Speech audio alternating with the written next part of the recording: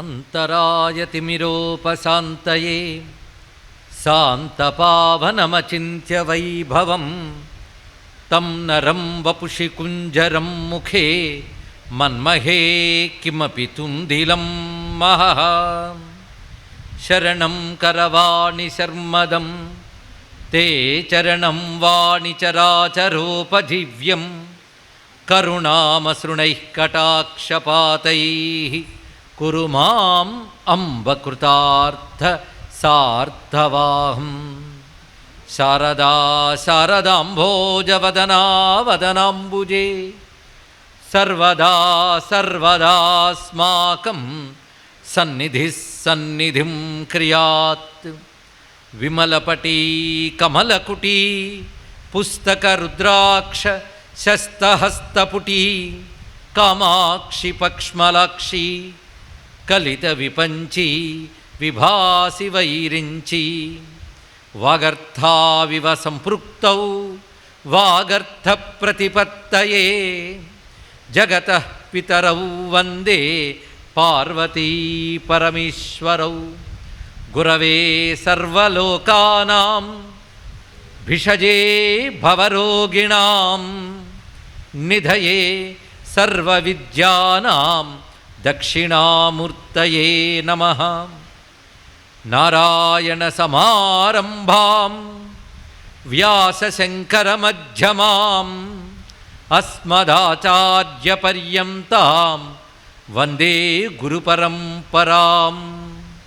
నారాయణం నమస్కృత్య నరం చైవ నరోత్తమం దేవీం సరస్వతీం వ్యాసం తతో జయముదీరయేత్.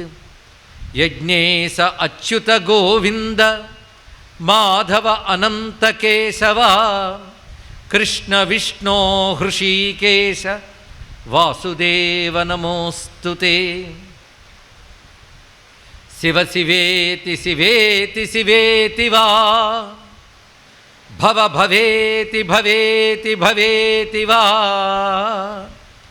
హరా హరేతి హరేతి హరేతి వా భజ మనః శివమేవ నిరంతరం. నమస్తే నమస్తే మహాదేవ శంభో నమస్తే నమస్తే దయాపూర్ణ సింధో నమస్తే నమస్తే ప్రపన్నాత్మబంధో నమస్తే నమస్తే నమస్తే మహేశా. శివాయ గురవే నమః శివాయ గురవే నమః శివాయ గురవే నమః.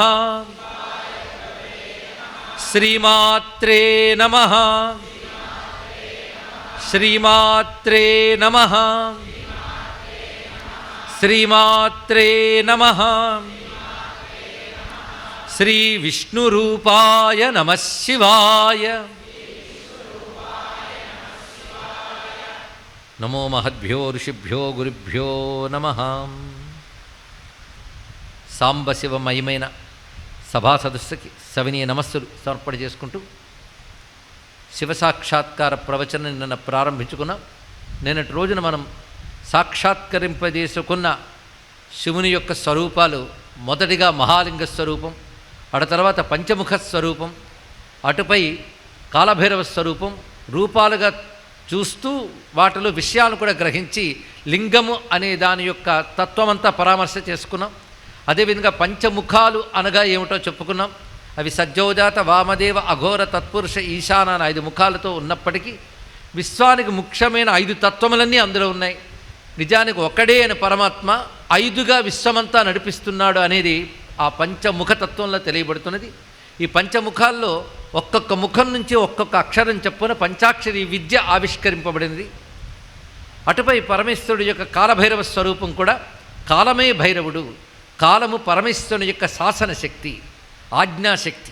అందుకే స్వామి యొక్క భృకుటి మధ్యం నుంచి అనగా కనుబొమల నడుమ నుంచి ఆజ్ఞాచక్ర స్వరూపుడుగా, ఆజ్ఞాశక్తి స్వరూపుడుగా కాలరూపుడైన భైరవుడు ఆవిర్భవించాడు.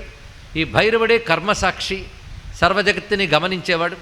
అటువంటి కాలభైరవునికి నమస్కారం చేసుకుంటూ ఈ శివతత్వ విషయంలో ఈ 5 తత్వంలోనే సర్వము దాగి ఉన్నాయని పంచాక్షరి మహిమను కూడా మనం వ్యాఖ్యానించుకున్నాం. అయితే ఈ కథ అనంత విశ్వంలో జరిగింది, ఒక భూమి యందు మాత్రమే కాదు. అయితే ఆ మహాలింగం ఆవిర్భవించినప్పుడు దేవతల ప్రార్థన మేరకు క్రమంగా లింగమంతా క్లుప్త రూపం ధరించి ఒక దివ్యమైన జ్యోతిస్వరూపంగా నిలబడిపోయిన చోటు భూమి యందు పవిత్ర భారతదేశం నందు అరుణాచలమనే చోట నిలబడింది. ఇది పరమేశ్వరుడు తనను తాను వ్యక్తపరుచుకున్న అద్భుతమైనటువంటి అగ్నిలింగ స్వరూపము. అగ్ని యొక్క వర్ణము అరుణం, అరుణకాంతులు. అది నిశ్చలంగా స్థిరంగా ఉంది కనుక అచలం, అరుణం అచలం అరుణాచలం అనే పేరుతో ప్రసిద్ధి చెందింది. అక్కడ 3 రూపాలతో స్వామి నెలకొని ఉన్నాడు. ఒకటి లింగ రూపం, రెండవది పర్వత రూపం, మూడవది గురుస్వరూపం. మొదటి 2 సామాన్యులు కూడా చూడగలరు, కానీ మూడవది సామాన్యులకు దర్శనం కాదు. ఆ గురుస్వరూపంగా కూడా ఆ పర్వతమనందే స్వామి ఉంటాడు. ఇది అరుణాచలము. అరుణాచలం అనే పేరే శివుని పేరైనది. అరుణము అచలము. అరుణం అనేది తేజస్సు, అచలం అనేది స్థిరత్వం. శివుడు ఎప్పుడు అచలుడే కనుకనే శివుడికి పేరుంది స్థాణు అని. శివశాస్త్రం మనం చదివిన స్థిరస్థాణు ప్రభుర్భీమ ప్రవరో వరదో వరహ అని చదువుతాం. అందులో స్థిర స్థాణు, ఇదే శివుని యొక్క అద్భుతమైన తత్వం. ఈ 2 పేర్లలో తెలుస్తున్నది ఇక్కడ. శివుడు స్థిరుడు అంటే ఒక చోట కదలకుండా ఉండేవాడు స్థిరుడు. స్థాణువు అన్న ఇంచుమించు అదే అర్థం, కదలనివాడు అని అర్థం. ఎప్పుడూ ఉండేవాడు స్థిరుడు, ఒకే విధంగా ఉండేవాడు స్థాణువు. ఎప్పుడూ ఉంటాడు కానీ క్షణానుకోలు మారిపోతాడండి అని కాకుండా మార్పు కూడా లేనివాడు అని స్థిరస్థాణు అని శబ్దం. ఈ స్థాణు అనే మాట చాలా విశేషమైనదండి. ఈ స్థాణునే అచల అంటారు. వేదాంతం కూడా పరమాత్మ గురించి చెప్తూ అచలోయం సనాతన అన్నది. అచల సనాతన, సనాతనము అంటే శాశ్వతమైన వాడు, అచలుడు. కానీ అరుణము అంటే ప్రకాశము, అచలము అంటే స్థిరమైన వాడు, శాశ్వతమైన వాడు. ఈ 2 కలిపితే అరుణాచల. ఇది కొండ పేరు కాదు, శివుడి పేరు. అదే అరుణాచల అని 5 అక్షరాలు చాలయ్యా మహామంత్రం అని శాస్త్రం చెప్తుంటే ఆ 5 అక్షరాలతోనే పరమార్థం పొందవచ్చని నిరూపించిన మహాయోగి రమణ మహర్షి. అందుకే అరుణాచలం మనుచు స్మరించు వారులకు అహము తొలగించదువు అరుణాచల, అరుణాచల శివ, అరుణాచల శివ, అరుణాచల శివ, అరుణాచల. ఇప్పుడు మనకి 2 పంచాక్షరాలు వచ్చాయి. ఒకటి నమశివాయ, రెండవది అరుణాచల. 2 శివతత్వాన్ని చెప్తున్నాయి. అయితే శివుణ్ణి స్థాణు అని ఎందుకంటారు అనే దాన్ని ఇంకొక విషయం తెలుసుకోవచ్చు. ఆయన స్థిరంగా ఉంటాడు, ఇటు అటు కదలడు. కదలడు అంటే అర్థం, ఒక వ్యక్తి కదిలేడు అంటే ఇదివరకు లేని చోటుకు వచ్చాడు అని అర్థం. అంతే కదండి. ఒక వస్తువు ఇక్కడి నుంచి ఇక్కడికి వచ్చింది అంటే ఇక్కడ లేదు కనుక ఇక్కడికి వచ్చింది.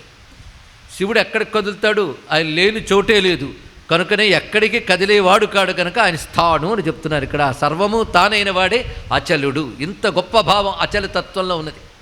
అంతేకాదు మన శరీరంలో చైతన్యం ఉంది. ఈ చైతన్యమే ప్రకాశం. ఒక దీపం నుంచి వెలుగొచ్చినట్లుగా పరమాత్మ నుంచి చైతన్యం వస్తుంది. వెలుగే అందరికీ తెలుస్తుంది, చైతన్యమే అందరికి అనుభవంలో ఉంటుంది. మన శరీరంలో చైతన్యం ఉంది కనుకనే ఇక్కడ దాకా రాగలిగాం, కూర్చోగలిగాం, ఆలోచించగలుగుతున్నాం. కానీ చైతన్యం వల్లనే మీరు నేను సర్వప్రపంచం నడుస్తుంది. ఇదంతా అరుణం. ఈ చైతన్యం అంతా ఎవరిని ఆధారం చేసుకుని వచ్చిందో అది అచలం. కనుక అరుణము శక్తి, అచలము శివుడు, కలిపితే అరుణాచలం. ఇది దీని యొక్క భావం అండి ఇక్కడ. అది అమ్మవారి పేరే అరుణం. అరుణాం కరుణాతరంగితాక్షీం అంటున్నాం కదా. సర్వారుణ అనవజ్యాంగి. కనుక అరుణ అంటే అమ్మవారు, అచల అంటే అయ్యేవారు. వారిద్దరికీ భేదం లేదు కనుక అరుణాచల అని చెప్పబడుతున్నారు. ఇటువంటి అరుణాచల అనేటువంటి నామం ద్వారా అమ్మని అయ్యని ఇద్దరిని మనం తలుచుకొని నమస్కారం చేసుకుంటున్నాం. నిన్న లింగతత్వం చెప్పినప్పుడు కూడా ఒక మాట అన్నాం. శివలింగం అంటే శివుడు ఒక్కడే కాదు, శక్తి సహితుడే. శక్తి లేనప్పుడు శివుడు తెలియబడ్డు. అందుకే శివశక్తులు ఉభయులు ఒకే స్వరూపం. శక్తి ఎక్కడి నుంచో శివుడికి రాలేదు. శివుని యొక్క సహజమైన స్వాభావికమైన సర్వసమర్థత మహిమ ఏదుందో అదే శక్తి. శక్తి వేరు, శివుడు వేరు కాదు. అందుకే శివశక్త్యైక్య రూపిణి లలితాంబిక అని కూడా అంటున్నాం.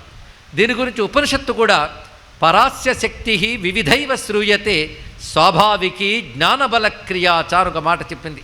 పరా అస్య శక్తి. అస్య అంటే పరమేశ్వరస్య, శక్తి పరా అంటే శివుని యొక్క పరాశక్తి. మనం పరాశక్తి అంటుంటాం కదండి. పరాశక్తి అంటే సర్వోత్కృష్టమైన శక్తి. శక్తి అంటే అందరూ వాడుతూ ఉంటాం. శక్తి అంటే ఏమిటి? శక్తి అంటే సమర్థత. పరమేశ్వరుని సమర్థతే ప్రపంచాన్ని నడుపుతోంది. ఆ సమర్థత సర్వోత్కృష్టమైన సమర్థత కనుక పరాశక్తి. అదే జ్ఞాన, బల, క్రియ ఇలాంటి రూపములతో విశ్వంలో పలు విధాలుగా వ్యక్తమవుతున్నది.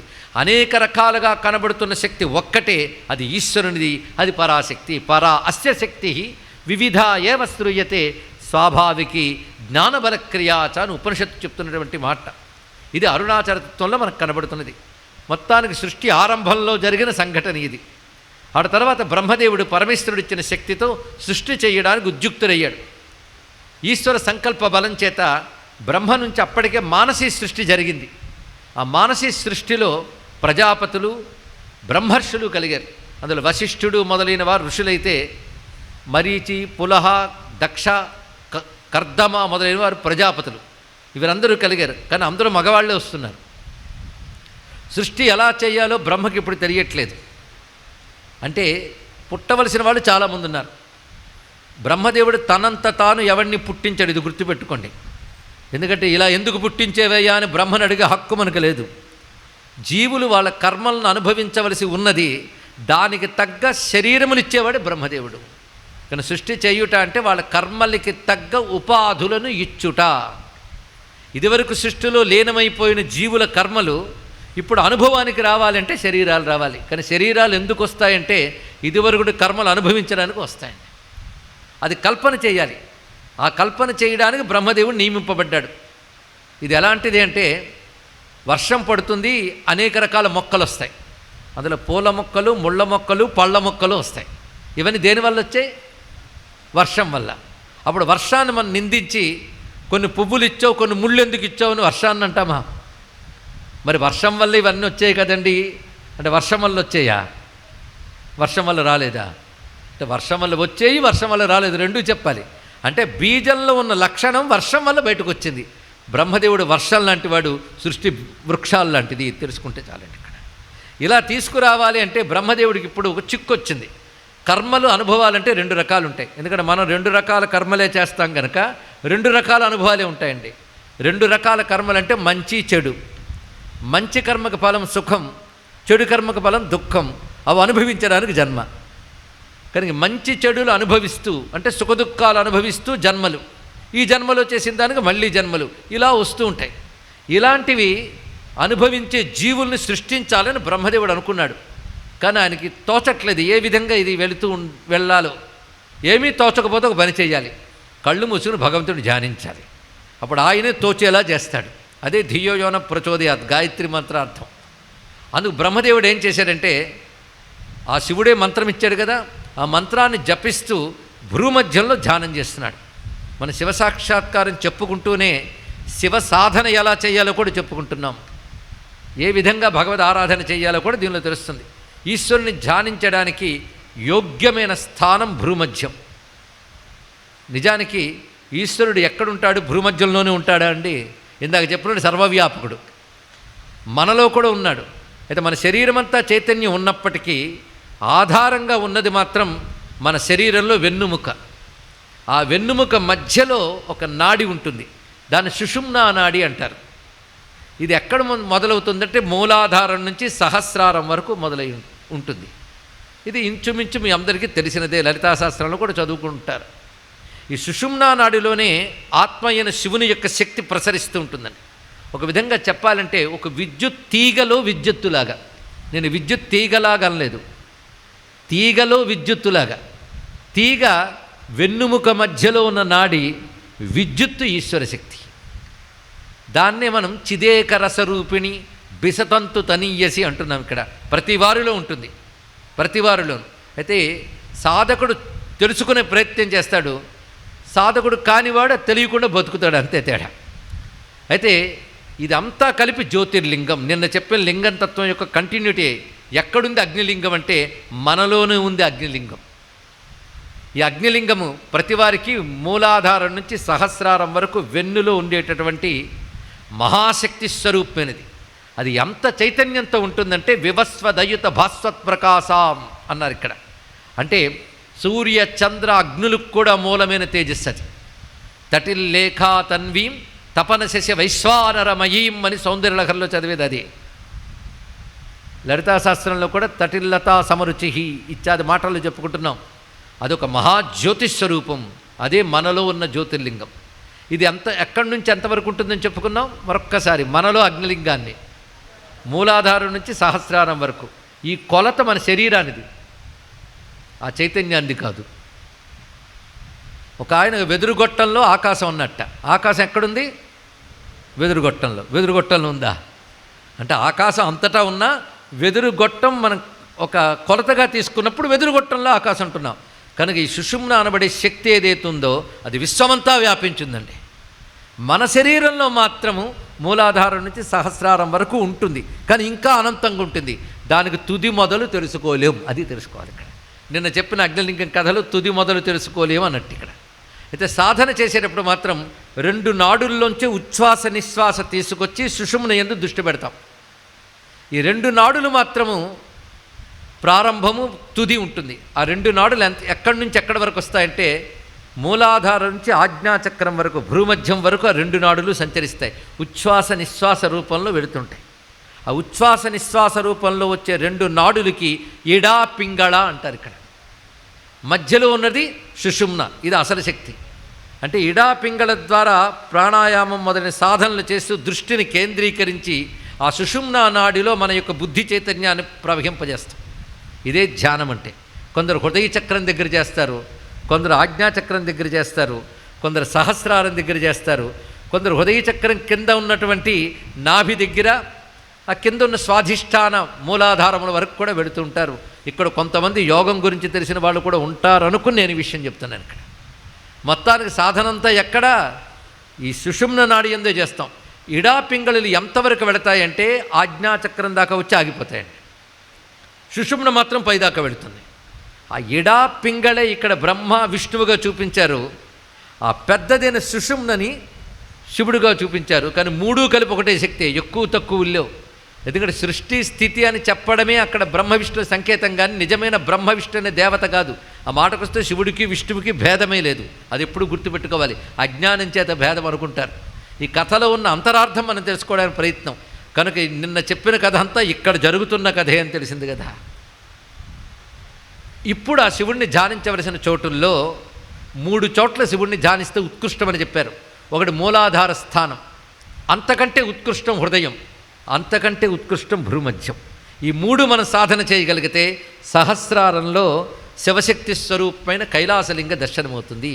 సాధనగా పనికొచ్చే అంశం ఇది. 3 మళ్ళీ ఏది గొప్పది?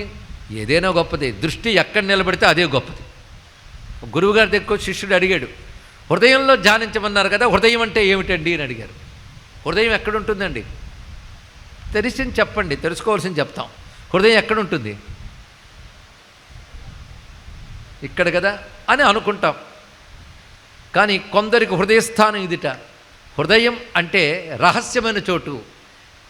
సాధన బట్టి నీ దృష్టి ఎక్కడ నిలుస్తుందో అదే హృదయం. ఇది తెలుసుకుంటే చాలు. ఇక్కడ కొందరికి ఈ హృదయస్థానంలో పరమాత్మని ధ్యానిస్తారు, అది అనాహత చక్రం అంటారు. కొంతమంది భూమధ్యస్థానంలో దర్శిస్తారు. ఇక్కడ మూలాధారంలో మనం దర్శించే జ్యోతి పేరు స్వయంభూలింగం. అది స్వయంభూలింగం అంటారు. హృదయస్థానంలో దర్శించే శివుడు బాణలింగం.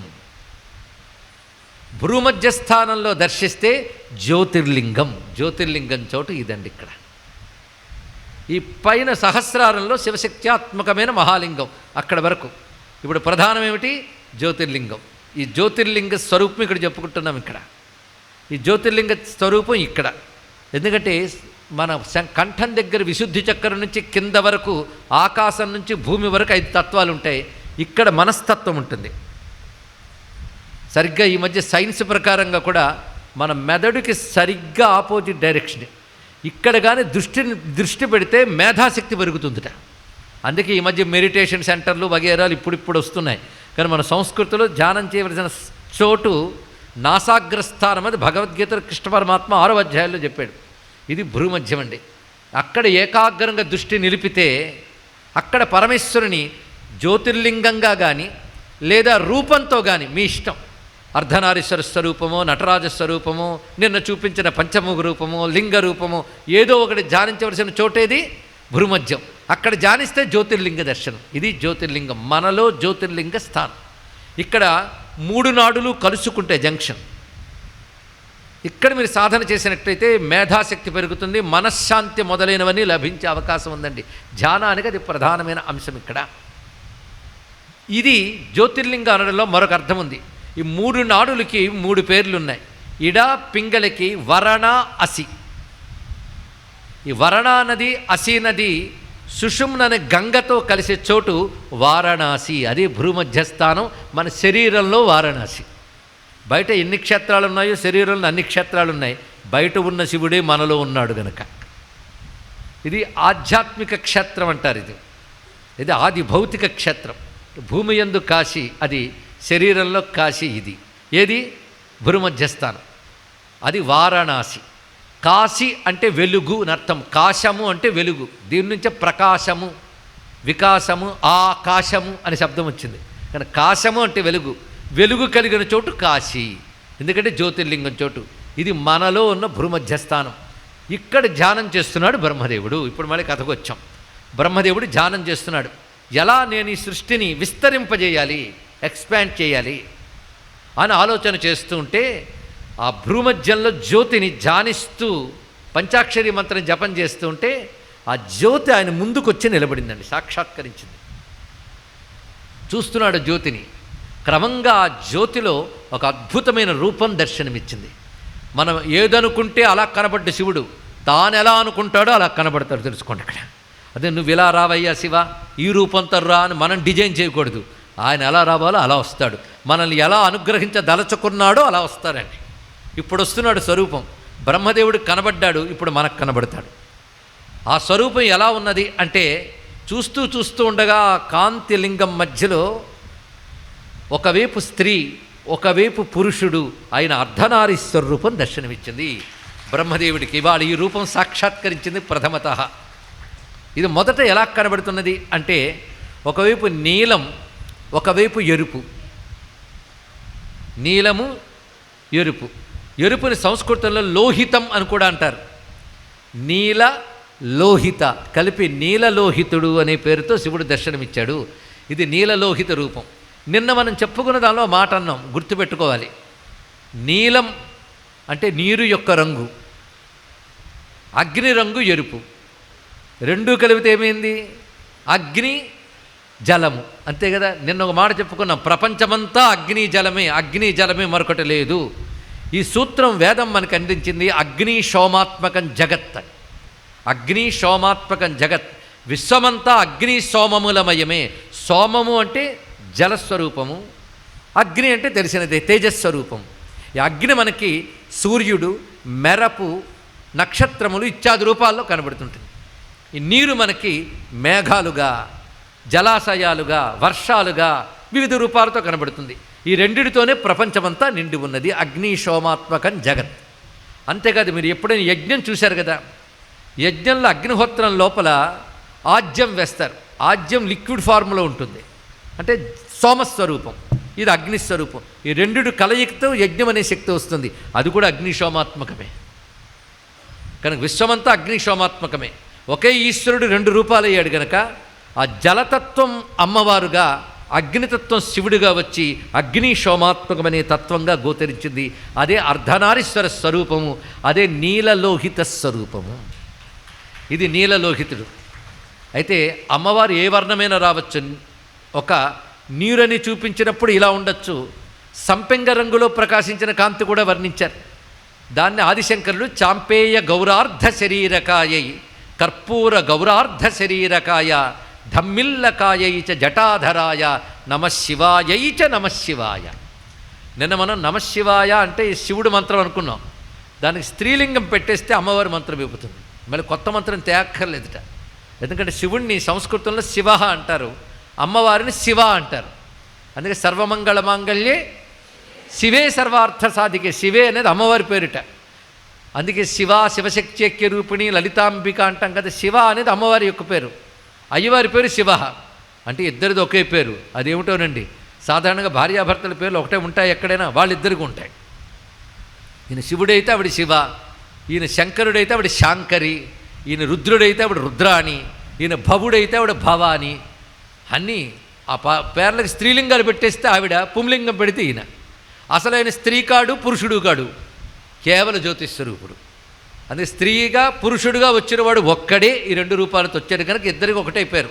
అయితే స్త్రీలింగం సంస్కృతంలో శివాకి నమస్కారం చేసినప్పుడు నమశివాయ అవుతుంది, పుంలింగం నమశివాయ అవుతుంది. అందుకే రెండు పంచాక్షరాలు వచ్చాయి, నమశివాయై చ నమశివాయ. వాళ్ళిద్దరికీ నమస్కారం. రెండుగా కనబడుతున్నారు కానీ ఒక్కడే. ఇది చాలా ఆశ్చర్యం అండి. ఇద్దరు పక్క పక్కన ఉండొచ్చు కదండి, ఒక్క దాంట్లోనే సగం సగం పంచుకోవడం ఎందుకంటే ఒకడే రెండుగా కనబడుతున్నాడని చెప్పడం కోసమయ్యా అని చెప్పారు. ఇద్దరు కారు కానీ ఒక్కడే రెండుగా గోచరిస్తున్నాడు. ఇది శివశక్తి రూపం. ఇక్కడి నుంచి సృష్టి విస్తరించబోయే ముందు కనిపించింది. ఇందులో ఒక అందం ఉంది. మీరు శ్రద్ధగా వింటున్నారు కనుక నేను చిన్న ఉపమానం చెప్తాను. ఒక గింజ తీసుకోండి, బఠానీ గింజ కానీ లేక పెసర గింజ కానీ మినపగింజ కానీ, ఏదైనా గింజ తీసుకుంటే ఇలా గట్టిగా నొక్కితే ఒక్కటే అది. దాన్ని నానవేయండి. నానవేసిన తర్వాత మొలకొచ్చాక చూడండి ఒకసారి. అప్పుడు ఇలా అనండి, రెండు అవుతుంది. అంటే గింజగా ఒక్కటే కానీ మొలక రావడం కోసం రెండు అయ్యింది ఇక్కడ. కనుక సృష్టి అనే మొలక రావడం కోసం శివుడనే గింజ, శివశక్తులనే బద్దలుగా వచ్చారండి. ఇది తెలుసుకోవాల్సి. ఇంతే అర్ధనారీశ్వర తత్వం. ఇంకా రావాల్సింది సృష్టి. ఆ మొలకై మొక్కై మానై కొమ్మై రెమ్మై పండై కాయై విశ్వమంతా విస్తరించాలి. ఇక్కడ ఇంత రహస్యం అందులో పెట్టాడు ఒక్క దీంట్లో. దీన్ని బట్టి మన సంస్కృతి గొప్పతనం చూడండి. ఒకటి రెండై రెండు ఎన్నో అయ్యింది. ఒకటి రెండు ఎన్నో, అది మన సంస్కృతిలో. అంతేగాని సింగులరు ప్లోరలు కాదు. ఒకటి రెండు బహువచనం. అది సంస్కృతంలో మాత్రమే ఉంటుంది.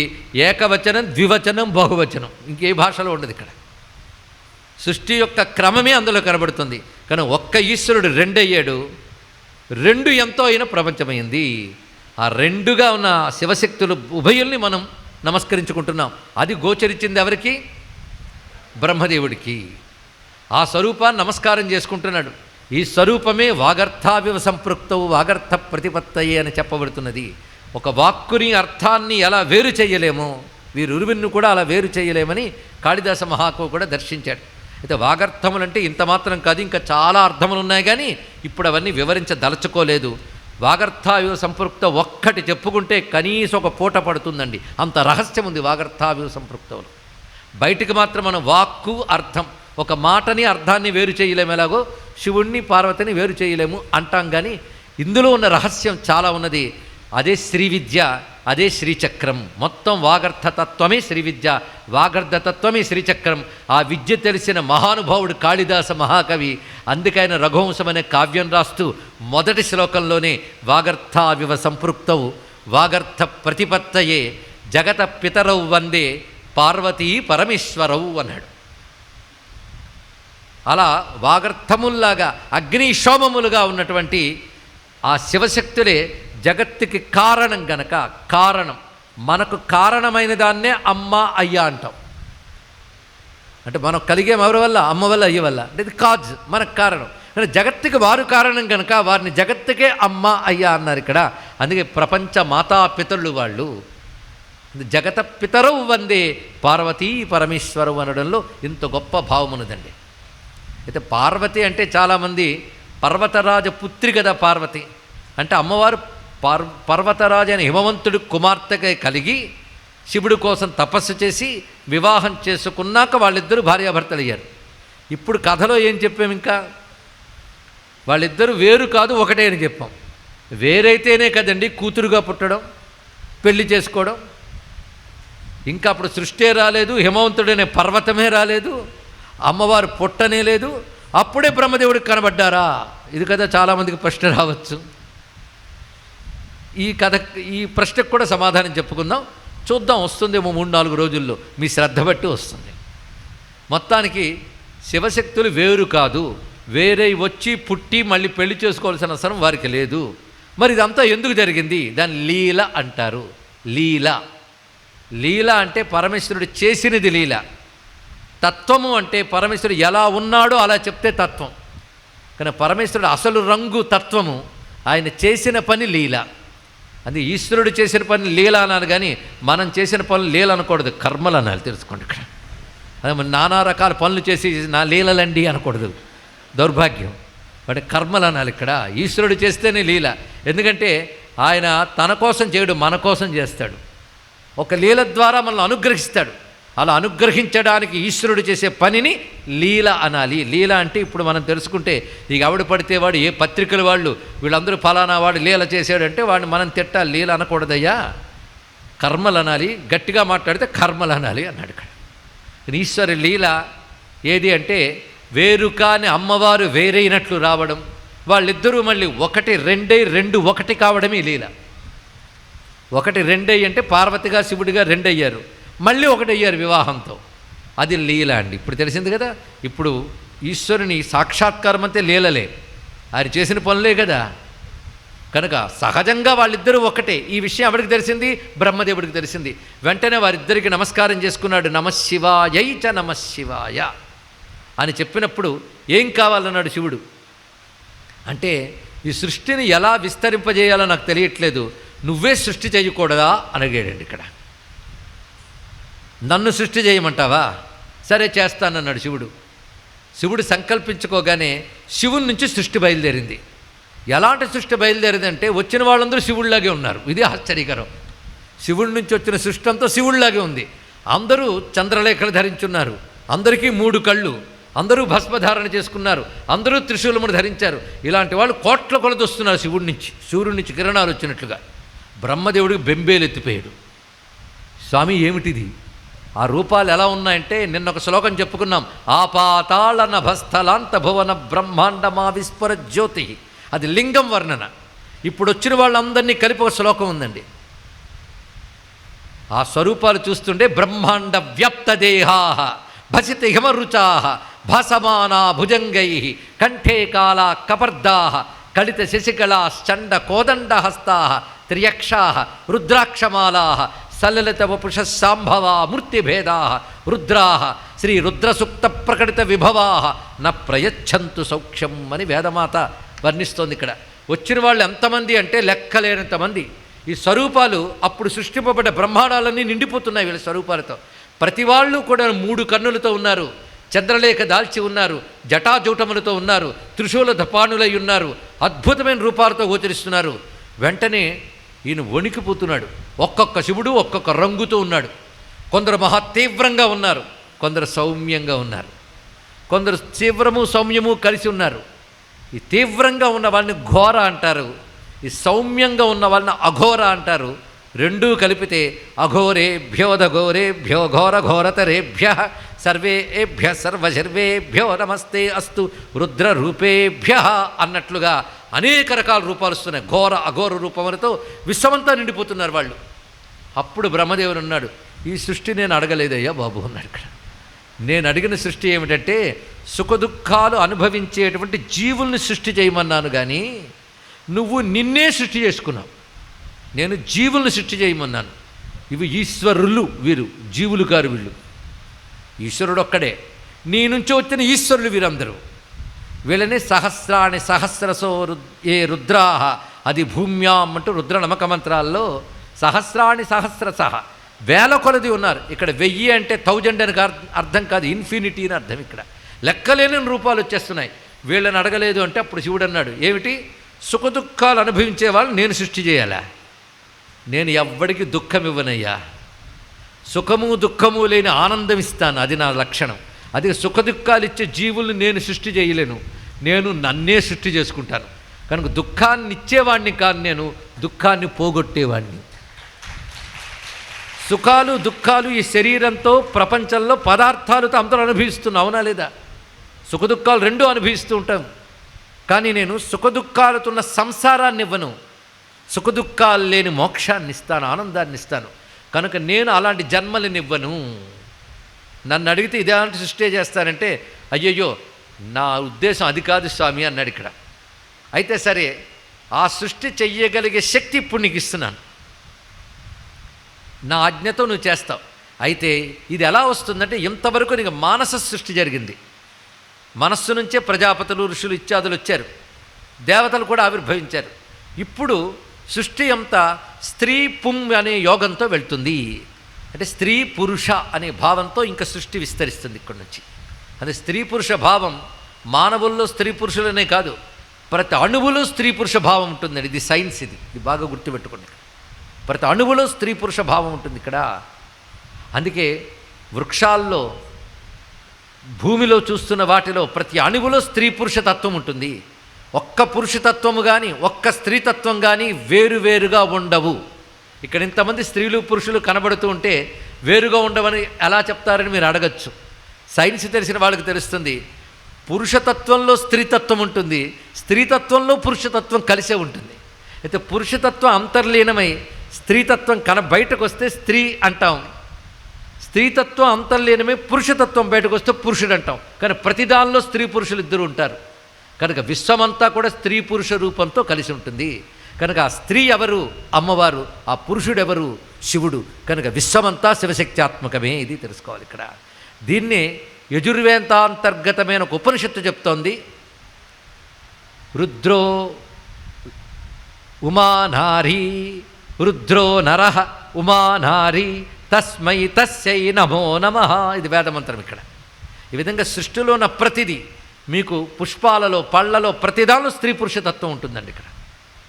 ఇది అర్థం చేసుకునే ఒక పాశ్చాత్య విజ్ఞాన శాస్త్రవేత్త అంటాడు, అసలు అర్ధనారీశ్వర అనే కాన్సెప్టే సైంటిఫిక్ అండి, ఎంత సైంటిఫిక్ కాన్సెప్ట్ ఉన్న హిందూ మతం ఎంత గొప్పదో అన్నాడండి. ఒక్కొక్కటి ఆలోచిస్తే వాళ్ళకి అర్థమవుతుందండి హిందూ మతం the most scientific religion, the most philosophical religion అని.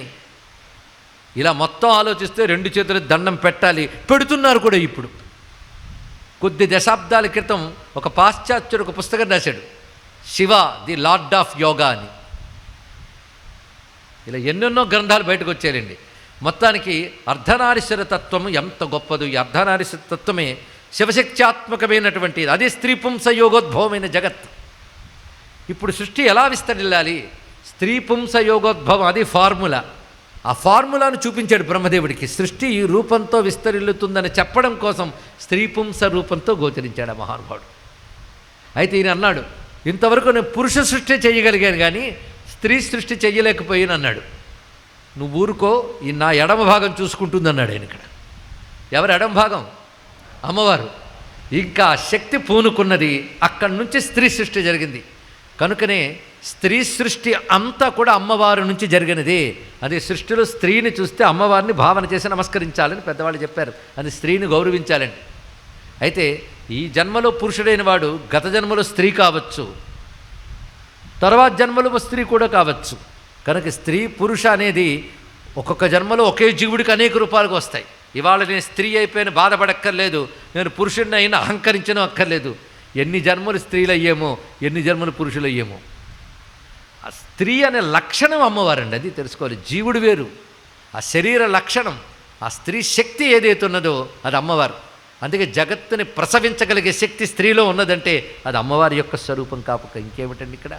అది భారతీయ సంస్కృతిలో ప్రతి స్త్రీ యందు అమ్మవారిని చూడాలి. స్త్రీని అవమానిస్తే అమ్మవారి ఆగ్రహానికి గురవుతారని మనకు శాస్త్రం చెప్తున్నది. కనుక స్త్రీలందరూ అమ్మవారి సృష్టే. కానీ మొత్తానికి పరమేశ్వరుడు అర్ధనారీశ్వరాకృతిగా గోచరించి విశ్వం అంతా కూడా లింగరూపే వ్యాపించి నేనే స్త్రీపుంస రూపంతో వ్యాపించి జగత్తు నడుపుతున్నానని చెప్పాడు. కానీ జగత్తంతా శివమయం, శివశక్తిమయం. ఇది ఈ తత్వంలో మనకు గోచరిస్తున్నది. ఇవాళ మనం చూసే నీలలోహితుడికి పేరే రుద్రుడు. ఆయన పేరే రుద్రుడు. అంటే ఎవడైతే లింగము పంచముఖుడు అనుకున్నామో ఆయన పేరు అసలు రుద్రుడు, మరొక పేరు. ఆయనే బ్రహ్మదేవుడి భ్రూమధ్యం నుంచి వచ్చాడు. రుద్రుడు అంటే అర్థం ఏంటంటే, మనకు తెలిసి రుద్ర శబ్దం అంటే రుద్రం అంటే తీవ్రంగా ఉన్నాడని అనుకుంటాం. కానీ రుద్ర అనే శబ్దానికి అర్థం దుఃఖాన్ని పోగొట్టువాడు, ఇది అర్థం. రోదనము కలిగించువాడు రుద్రుడు, రోదనము పోగొట్టువాడు రుద్రుడు అని రెండు అర్థాలు ఉన్న రుద్ర శబ్దానికి. అదే ఒకే పేరుకి రెండు అర్థాలు అంటే ఒకే భగవంతుడు రెండు పనులు చేస్తున్నాడు. పరమేశ్వరుడు ఏడిపిస్తాడు కనుక రుద్రుడు అనే పేరుట. ఏడిపిస్తాడు ఎప్పుడో తెలుసా? ప్రళయకాలంలో అందరినీ ఏడిపిస్తాడు. జగత్తే అల్లల్లాడిపోతుంది అప్పుడు రుద్రుడు. ఇంకొక అర్థం రోదనము పోగొట్టువాడు రుద్రుడు. ఏడుపు పోగొడతాడు. అందుకే రుద్ర శబ్దానికి అర్థం చెప్తూ శాస్త్రమే చెప్తున్న అర్థం ఏంటంటే రుద్దుఃఖం దుఃఖహేతుర్వా తద్రావయతిన ప్రభువు రుద్రయిత్యుచ్యతే సద్భి శివ పరమకారణం. ఇవాళ రుద్ర శబ్దానికి మీరు అర్థం తెలుసుకుంటే ప్రేమగా రుద్ర అంటారు, దాని ప్రయోజనాన్ని పొందుతారండి. రుత్ ద్రా రుద్ర. రుత్ అనే మాటకు అర్థం ఏంటంటే దుఃఖం దుఃఖహేతు. రుత్ అనగా దుఃఖము దుఃఖ కారణము. ద్రా అంటే ద్రవింపజేయవాడు, మెల్ట్ చేసేస్తాడు మొత్తం, అంటే కరిగించేస్తాడు. దేన్ని? దుఃఖాన్ని దుఃఖ కారణాన్ని నశింపజేస్తాడు. రుద్ర శబ్దానికి ఇది అర్థం అండి. ఇక్కడ దుఃఖము దుఃఖ కారణము రెండూ పోగొడతాడు. దుఃఖం పోవాలా, దుఃఖ కారణం పోవాలా. ఒక ఆయన ఏడుస్తుంటే పక్క ఆయన కర్చీఫ్ ఇచ్చాడు. వాడు ఏడుపు పోగొట్టేనండి అన్నాడు. కర్చీఫ్ ఇస్తే ఏడుపు పోతుందండి. ఇక్కడ కర్చీఫ్ ఇస్తే కన్నీరు పోతుంది, ఏడుపు పోదు. ఏడుపు ఎప్పుడు పోతుందంటే ఓదార్చితే పోదు, ఏడుపుకి కారణం పోవాలి. అంతే కదా. వాడు ఎందువల్ల ఏడుస్తున్నాడో తెలుసుకుని అది పోగొట్టాలి. అంతేగాని ఏడుపు పోగొడితే ఎలాగా? అదే ఏడుపుకి కారణాన్ని పోగొట్టాలి. ఎలా పోగొట్టాలంటే మళ్ళీ ఏడవకుండా చేయాలి. ఒక విషవృక్షాన్ని కొట్టేటప్పుడు కొమ్మలు నరికి సూరుకుంటే ఎలా అండి? మళ్ళీ చిగురించే ప్రమాదం ఉంది. అది ఎలా తీయాలి? మూలంతో సహా పెకలించాలి. అవునా లేదా? కనుక దుఃఖాలు ఎన్నో వస్తూ ఉంటాయి, పోతూ ఉంటాయి. ఇవాళ దుఃఖం తీరిందని సంతోషించడం కాదు, మళ్ళీ వస్తుంది మరో రూపంలో దుఃఖం. దుఃఖాలన్నీ కలగడానికి అసలు కారణం ఏంటో తెలుసా? ఎవరైనా చెప్పగలరా? దుఃఖాలకు అసలు కారణం ఏమిటి? పాపం. పాపం వల్ల దుఃఖం, పుణ్యం వల్ల సుఖం. ఇది ఫార్ములా, యూనివర్సల్ ఫార్ములా. కనుక దుఃఖానికి కారణం ఏమిటి? పాపం. ముందు పాపం పోవాలి. పాపానికి కారణం ఏమిటి? ఇప్పుడు అజ్ఞానం. ఇందాక ఎవరో అన్నారు పెద్దవారు, మంచి మాట చెప్పారు. అజ్ఞానం వల్ల పాపం చేస్తాం. అదే ఇంకా రూట్ కాదు అది. అంటే వేరు తీసేస్తే పాపం తీయడం, దుంప తీసేస్తే అజ్ఞానం తీయడం. అది దీనే దుంప తెంచారండి అంటారు ఇక్కడ. దుంప తెంచుట అంటే రూట్ కాజు తీసేయాలండి ఇక్కడ. అది ఎవరూ తీయలేరు. మీరు ఎంత ప్రార్థన చేసినా, తపస్సులు చేసినా అప్పుడు దుఃఖం ఎవడైనా తీసేవచ్చు, మరో దుఃఖం మడుగుడు వస్తుంది. అంతే కదా. ప్రస్తుతానికి దుఃఖం పోతే చాలండి అంటాం, మనమే అన్నాం ప్రస్తుతానికని. మళ్ళీ మరుగుడు వస్తుంది ఇక్కడ. కానీ దుఃఖం మళ్ళీ లేకుండా చేయాలంటే అవిద్య అజ్ఞానం లేకుండా చేయాలి. అది చేసే శక్తి ఎవ్వడికి లేదండి, ఈశ్వరుడికి తప్ప. అది దుఃఖాన్ని సమూలంగా ఎవడు నాశనం చేయగలడో వాడి పేరు రుద్రుడు, దుఃఖనాశకుడు, అంటే ఆనందప్రదాత. ఇది తెలిసాక రుద్రాని మనసారా పిలుస్తామా లేదో చెప్పండి ఇక్కడ. కనుక రుద్ర అని మాటకు అంత శక్తి ఉందండి. వేదంలో ఉపనిషత్తులో చెప్తారు, శ్రీ రుద్ర రుద్ర రుద్ర అనుకుంటే చాలు దుఃఖనాశనం జరుగుతున్నారు. దుఃఖనాశనం, పాపనాశనం, అజ్ఞానాశనం 3 జరిగితే చాలదా? కానీ గురువు పేరు రుద్రుడు. గురువు పేరు రుద్రుడు. గురువు ఏం చేస్తాడంటే నీకు కేవలం పాఠాలు నేర్పడు, నీ అజ్ఞానాన్ని తీసేస్తాడు. అజ్ఞానం తీసేస్తే చాలు దుఃఖాలన్నీ పోతాయి ఇక్కడ. అందుకే రుద్రుడు సాక్షాత్ గురువుగా నమస్కరిస్తాం మనం. అదే రుద్రాయ నమః అంటే చాలు. గురువుగా అజ్ఞానాన్ని పొగడతాడు. ముందు పైన దుఃఖం తీసేస్తాడు, పాపం తీసేస్తాడు, అజ్ఞానం తీసేస్తాడు. ఇంకేం కావాలండి? అందుకే రుద్రునికి నమస్కారం చేసుకుంటూ వేదమే అనేక చోట్ల చెప్పింది. ఈ రుద్రుడే బ్రహ్మదేవుడికి వేద విజ్ఞానాన్ని ప్రసాదించాడు. ఇదంతా అందుకే యో బ్రహ్మాణం విదదాతి పూర్వం యోగి వేదాహ ప్రహిణోహి తస్మై తగుం హి దేవం ఆత్మబుద్ధి ప్రకాశం ముముక్షుర్వై శరణమహం ప్రపద్యే అని యజుర్వేదంలోని శ్వేతాశ్వతర ఉపనిషత్తు చెప్తున్న మాట ఇది ఇక్కడ. అతన్నే రుద్ర అని ఆ ఉపనిషత్తులోనే వస్తుందండి ఇక్కడ. రుద్ర రూపంలో ఆయన సమస్త వేద విద్యలని బ్రహ్మదేవుడికి జ్ఞానాన్ని ప్రదానం చేశాడు. అందుకే బ్రహ్మకు కూడా గురువైన రుద్రునికి నమస్కారం.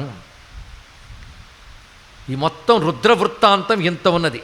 ఒక్క రుద్రుడు అర్ధనారీశ్వర స్వరూపంతో గోచరించడం ఒకటి, అనేక రుద్రులుగా రావడం ఒకటి, మూడవది వేదాది విద్యలను ప్రదానం చేయడం ఒకటి. ఇన్ని పనులు చేసిన వాడిని రుద్రుడు అంటారు.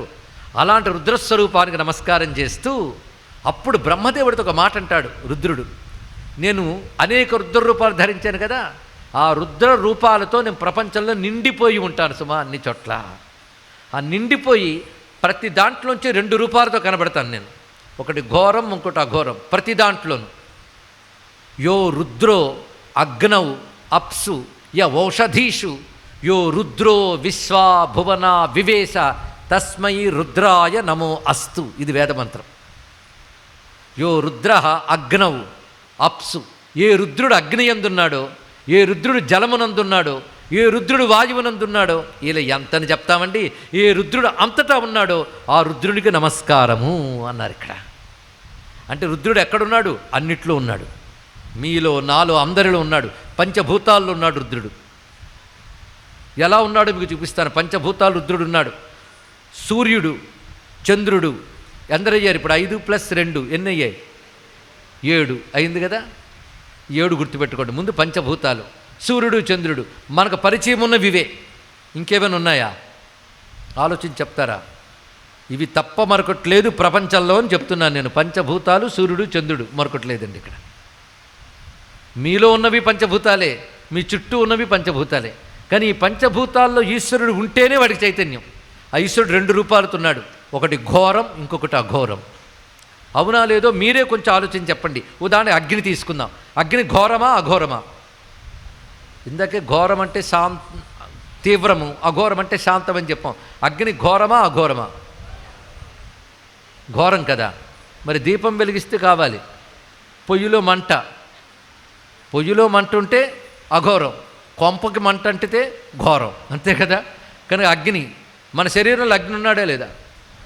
ఉన్నాడు కనుక అఘోరం. ఆయన తీవ్రమైతే ఘోరం. వాయువు అది అంతే. వాయువు లేకపోతే బతకలేం, అఘోరం. వాయువు తీవ్రమైతే కూర్చోలేం, ఘోరం. ఇలా మీరు అన్నీ తీసుకోవచ్చు. జలం, జలం లేకపోతే బతకలేం, అఘోరం. జలం తీవ్రమే ముంచేస్తే ఘోరం.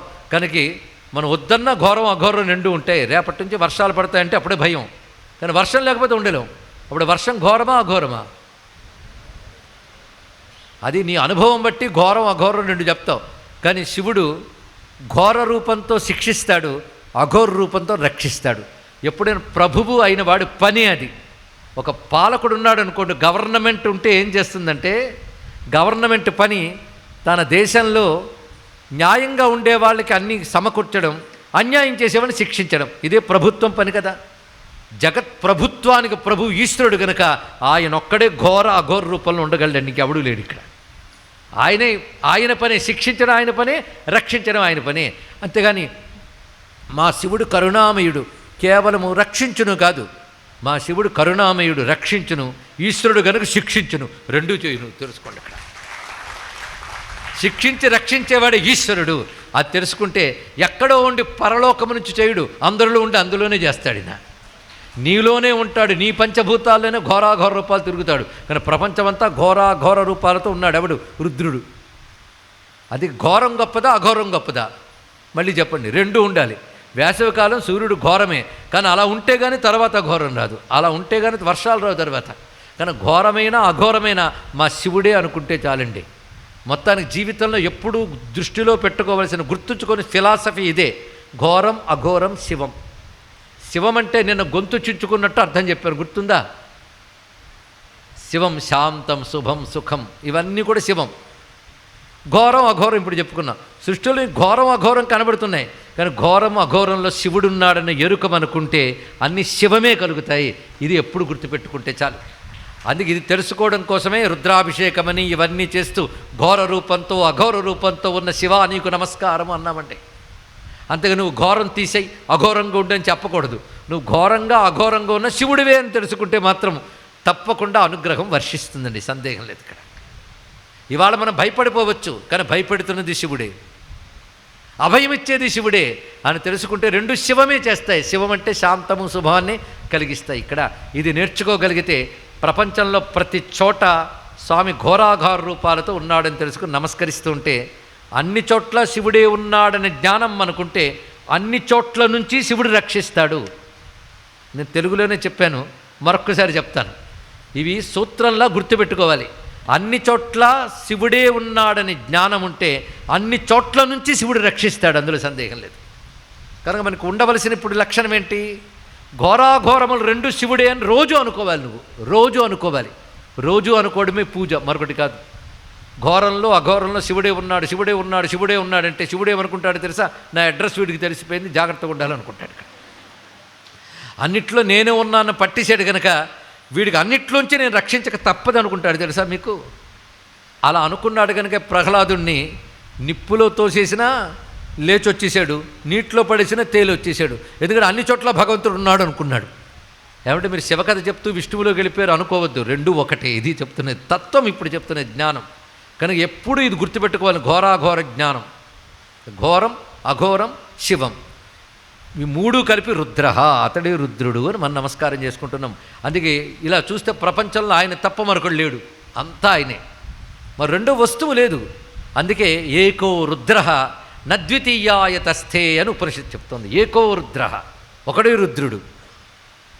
ఇదొక్కసారి మనం ఆలోచన చేసి ఇంకా ప్రతి వాటిలో శివుణ్ణి చూడడం ఎలాగూ మీరు చూసేవి ఇప్పటికీ 7 చెప్పాను నేను. ఎన్ని? 7. 8వది కూడా ఒకటి ఉందండి. 5 + 2 7. 8వది ఏంటంటే ఇదంతా చూస్తున్న నేను. ఉందా లేదా? 5, 2, 1.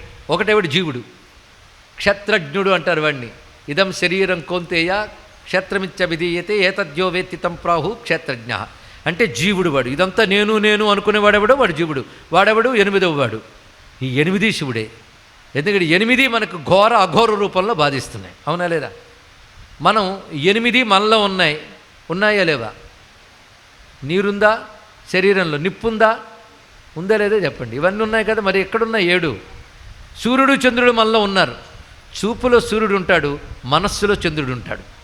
కనుక 7 ఇక్కడే ఉన్నాయి. చంద్రమా మనసో జాత చదువుతున్నాం కదా పురుషసూక్తంలో. కనుక మనస్సు యందు చంద్రుడు ఉంటాడు, చూపులో సూర్యుడు ఉంటాడు, అంటే బుద్ధిలో సూర్యుడు ఉంటాడు. అదేవిధంగా నేను నేను అనే భావం ప్రతివాడికి ఉంటుంది. కనుక 7 శరీరం. ఈ శరీరం నేను అనుకునేవాడు 8వ వాడు. ఈ 8 చైతన్యమే, అంటే శివుడే. ఇలాంటి 8 మనకున్నాయి. మనతో కొన్ని 8 ఉంటాయి.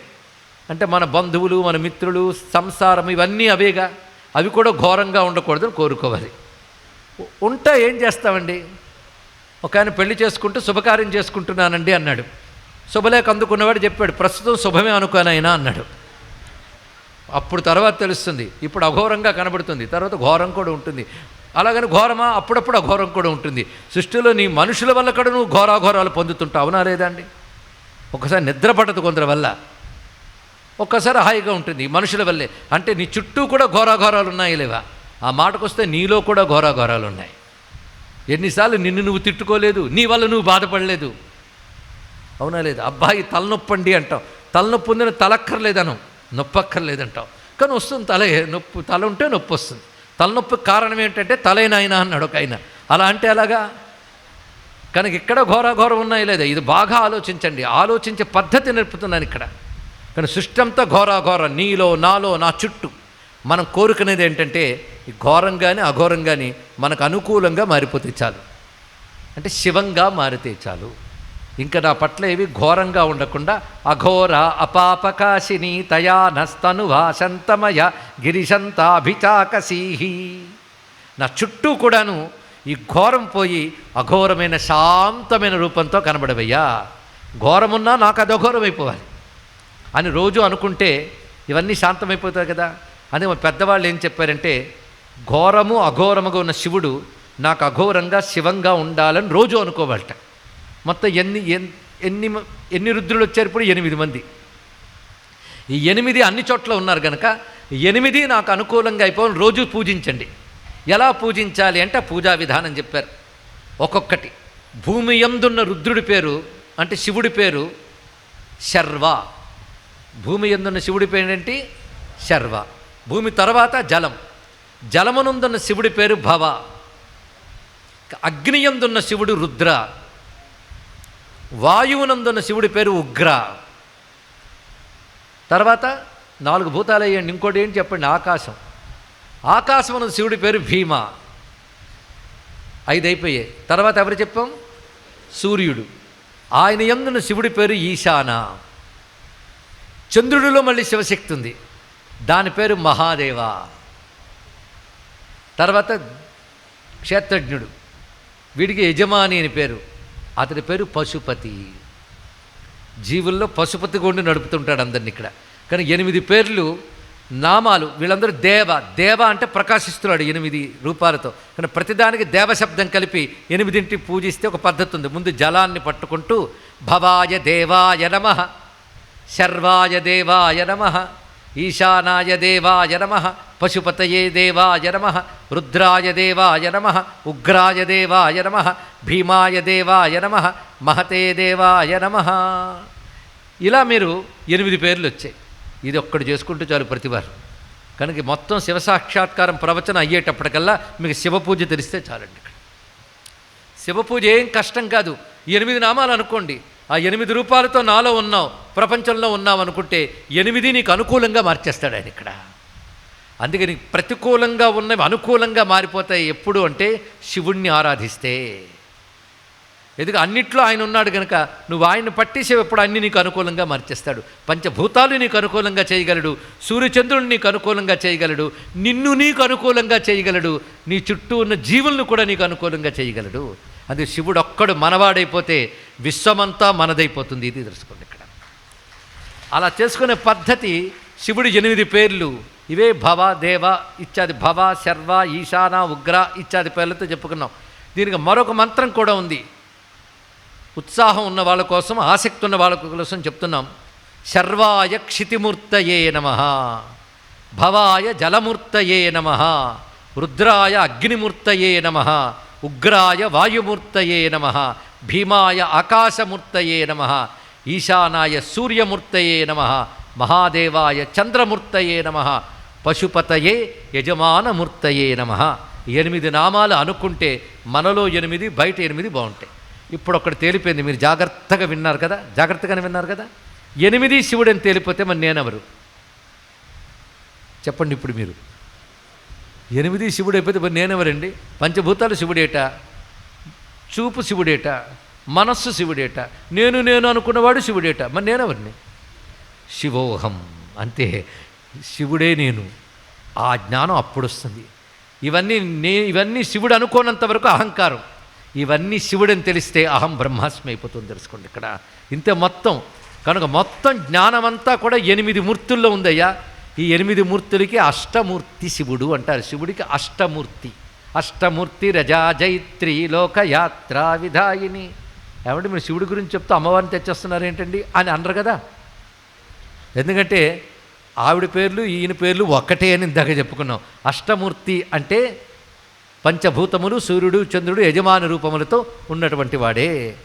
ఈ విషయాన్నే మళ్ళీ రమణ మహర్షి చెప్తున్నారు. జగత ఈషధి యుక్త సేవనం అష్టమూర్తి భృద్దేవ పూజనం. ఇది గుర్తుపెట్టుకుంటే చాలు. 8 దేవతల్ని పూజించడము, జగత్తు ఈశ్వరుడనే జ్ఞానంతో ఆరాధించడం. ఇది బాగా గుర్తుపెట్టుకోండి. ఎప్పుడు ఈశ్వరారాధన చేసినా మనకో లక్షణం ఉండాలి. అది లేకపోవడం వల్లే పూజలు పూర్ణములు కావడం లేదు. అలాగని పూజలు ఫలించవని కాదు, చేసిన దానికి చేసినంత ఫలిస్తాయి. పూజ పూర్ణంగా ఫలించాలంటే ఒక లక్షణం ఉండాలట. జగత ఈషధీయుక్త సేవనం చెప్తున్నారు ఎవరు? రమణ మహర్షి. జగత్తు ఈశ్వర స్వరూపం తెలుసుకుని అష్టమూర్తుల్ని పూజించు అన్నాడు ఇక్కడ. జగత్తంతా ఈశ్వర స్వరూపం ఎలా తెలుస్తుంది? అష్టమూర్తులు శివుడంటే అదేగా జగత్తంతా. మీలో 8, మీ చుట్టూ 8, ఇదే శివుడు. కానీ 8 మూర్తులుగా విశ్వమంతా నడిపి వ్యాపిస్తున్నటువంటి వాడు గనక ఈశావాస్యమిదం సర్వం యత్కించి జగత్యాన్ జగత్ తేన త్యక్తేన భుంజీతా చెప్తోంది ఈశావాస్యోపనిషత్తు. కనుకని జగత్తంతా ఈశా ఆవాస్యం, ఈశ్వరుడితో నిండిపోయింది. ఎలాగూ అష్టమూర్తులుగా నిండిపోయి ఉన్నది జగత్తంతా కూడా. కానీ నాలో మొత్తం ఈశ్వరుడే అయినప్పుడు ఇంకేమున్నది అని తెలిసి ఎవడైతే శివ పూజ చేస్తాడో వాడికి విశ్వంలో ప్రతి చోట్ల శివుని అనుగ్రహం లభిస్తుంది. అదే కైలాసం దాకా వెళ్ళక్కర్లేదు, ప్రతి చోట శివుడే కనబడుతున్నాడు.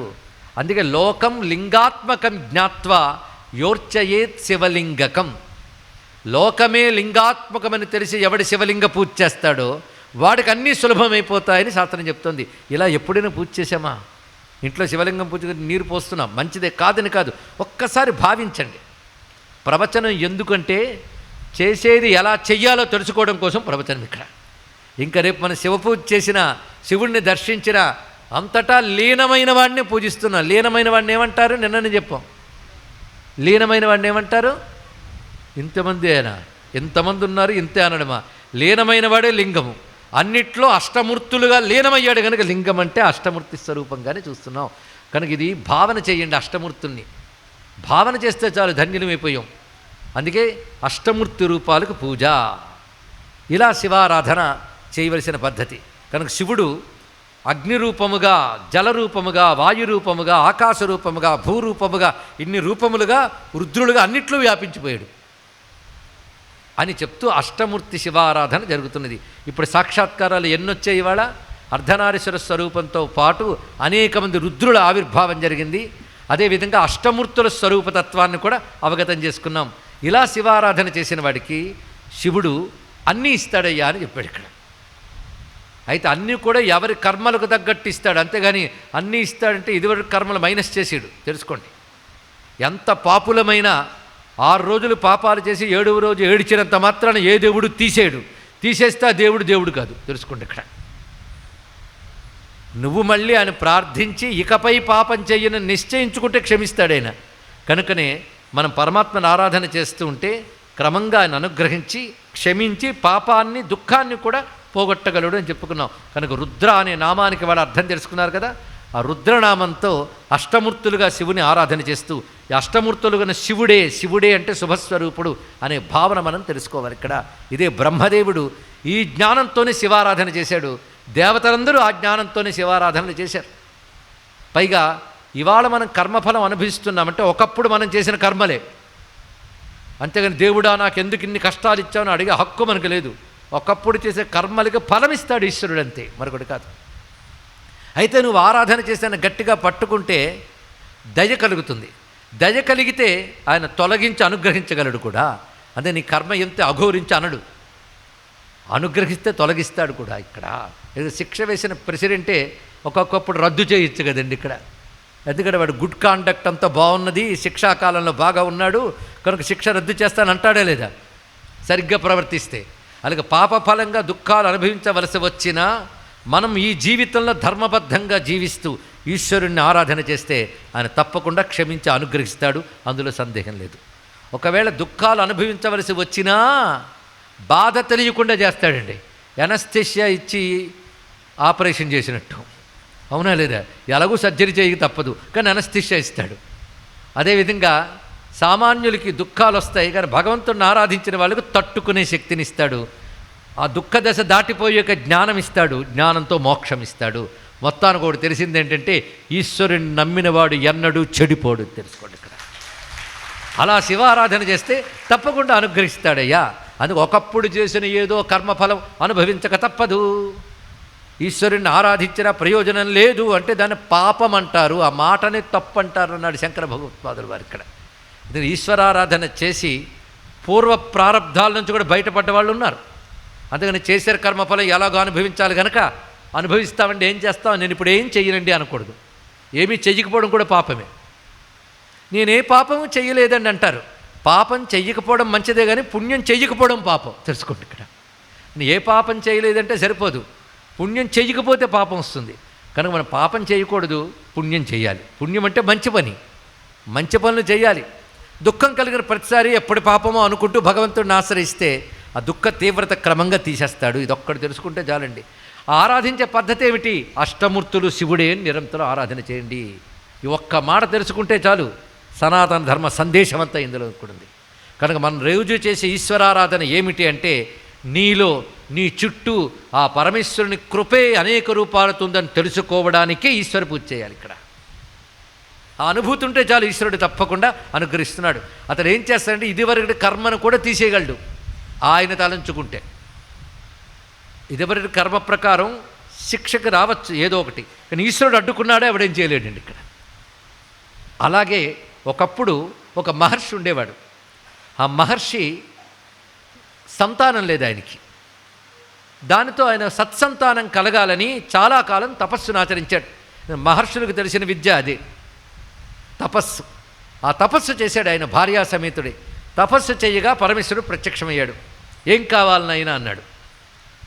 ఆయన తపస్సుకు ప్రత్యక్షమయ్యాడు అంటే తపస్సు కూడా ఒక కర్మేగా, కర్మకు తగ్గట్టే భగవంతుడు అనుగ్రహిస్తారంటే ఇది అర్థం అండి ఇక్కడ. ఆ తపస్సుకు సంతోషించి శివుడు ప్రత్యక్షమై ఏం కావాలన్నాడు, నాకు సత్సంతానం కావాలన్నాడు. ఏంటి సత్సంతానం? అయితే నీ తపస్సుకు తగ్గట్టు నేను ఇస్తాను అంతే. భగవంతుడు కూడా లెక్క చూస్తాడండి, ఆయన్ని మించిన లెక్కల మాస్టరాలు లేడు. లెక్క చూసేది కాలం. మీరు ఏమి చేశారు, ఎంత చేశారో చూసుకుని దాన్ని బట్టి ఫలం ఇస్తుంది. నిన్ననే కాలం చెప్పుకున్నాం. కానీ కాలం కంటే గొప్ప లెక్కల మాస్టర్ లేరు అని చెప్పాడు కృష్ణ పరమాత్మ. కాల కలయతామహం, లెక్కించే వాటిలో కాలస్వరూపుడు నేను అని చెప్పాడు ఇక్కడ. అంటే భగవంతుడే కాలస్వరూపుడు. నువ్వెంత చేసావనేది ఈశ్వరుడికి తెలుస్తుంది. నువ్వు కోరుకునేది అంత, చేసేది ఇంత. ఎలా అవుతుందండి? చేసిన దాన్ని బట్టే ఫలం ఉంటుంది. నాయన, నీ తపస్సు ప్రకారం, నీ పూర్వజన్మ కర్మల ప్రకారము నీకు సంతాన యోగం లేదు, కానీ నీ తపస్సు వల్ల సంతాన యోగం వచ్చింది. కానీ ఆ సంతానం 2 రకాలుగా, నీకేదో ఒకటే ఎంచుకో. పాపాత్ముడి కలకాలం బ్రతికేవాడు కావాలా, పుణ్యాత్ముడి అల్పకాలం జీవించేవాడు కావాలా? ఏది కావాలి? అంటే అజ్ఞానిగా కలకాలం బ్రతికేవాడు కావాలా, జ్ఞానిగా అల్పాయుష్కుడుగా ఉండేవాడు కావాలా? ఏదో ఒకటే నీకు చాయిస్, ఎంచుకో అన్నాడు ఇక్కడ. ఏంటి కోరుకుంటామండి మనం ఉంటే ఆ ప్లేస్లో? ఉన్నమాట చెప్పేద్దాం. అజ్ఞానం అన్న పర్వాలేదు, కానీ కలకాలం బ్రతికితే చాలు. కానీ అజ్ఞానం కంటే చచ్చు జీవితం మరొకటి లేదండి ఇక్కడ. అదే పనికిమాలిన వ్యర్థ జీవితం. ఇది తెలుసుకోవాలి.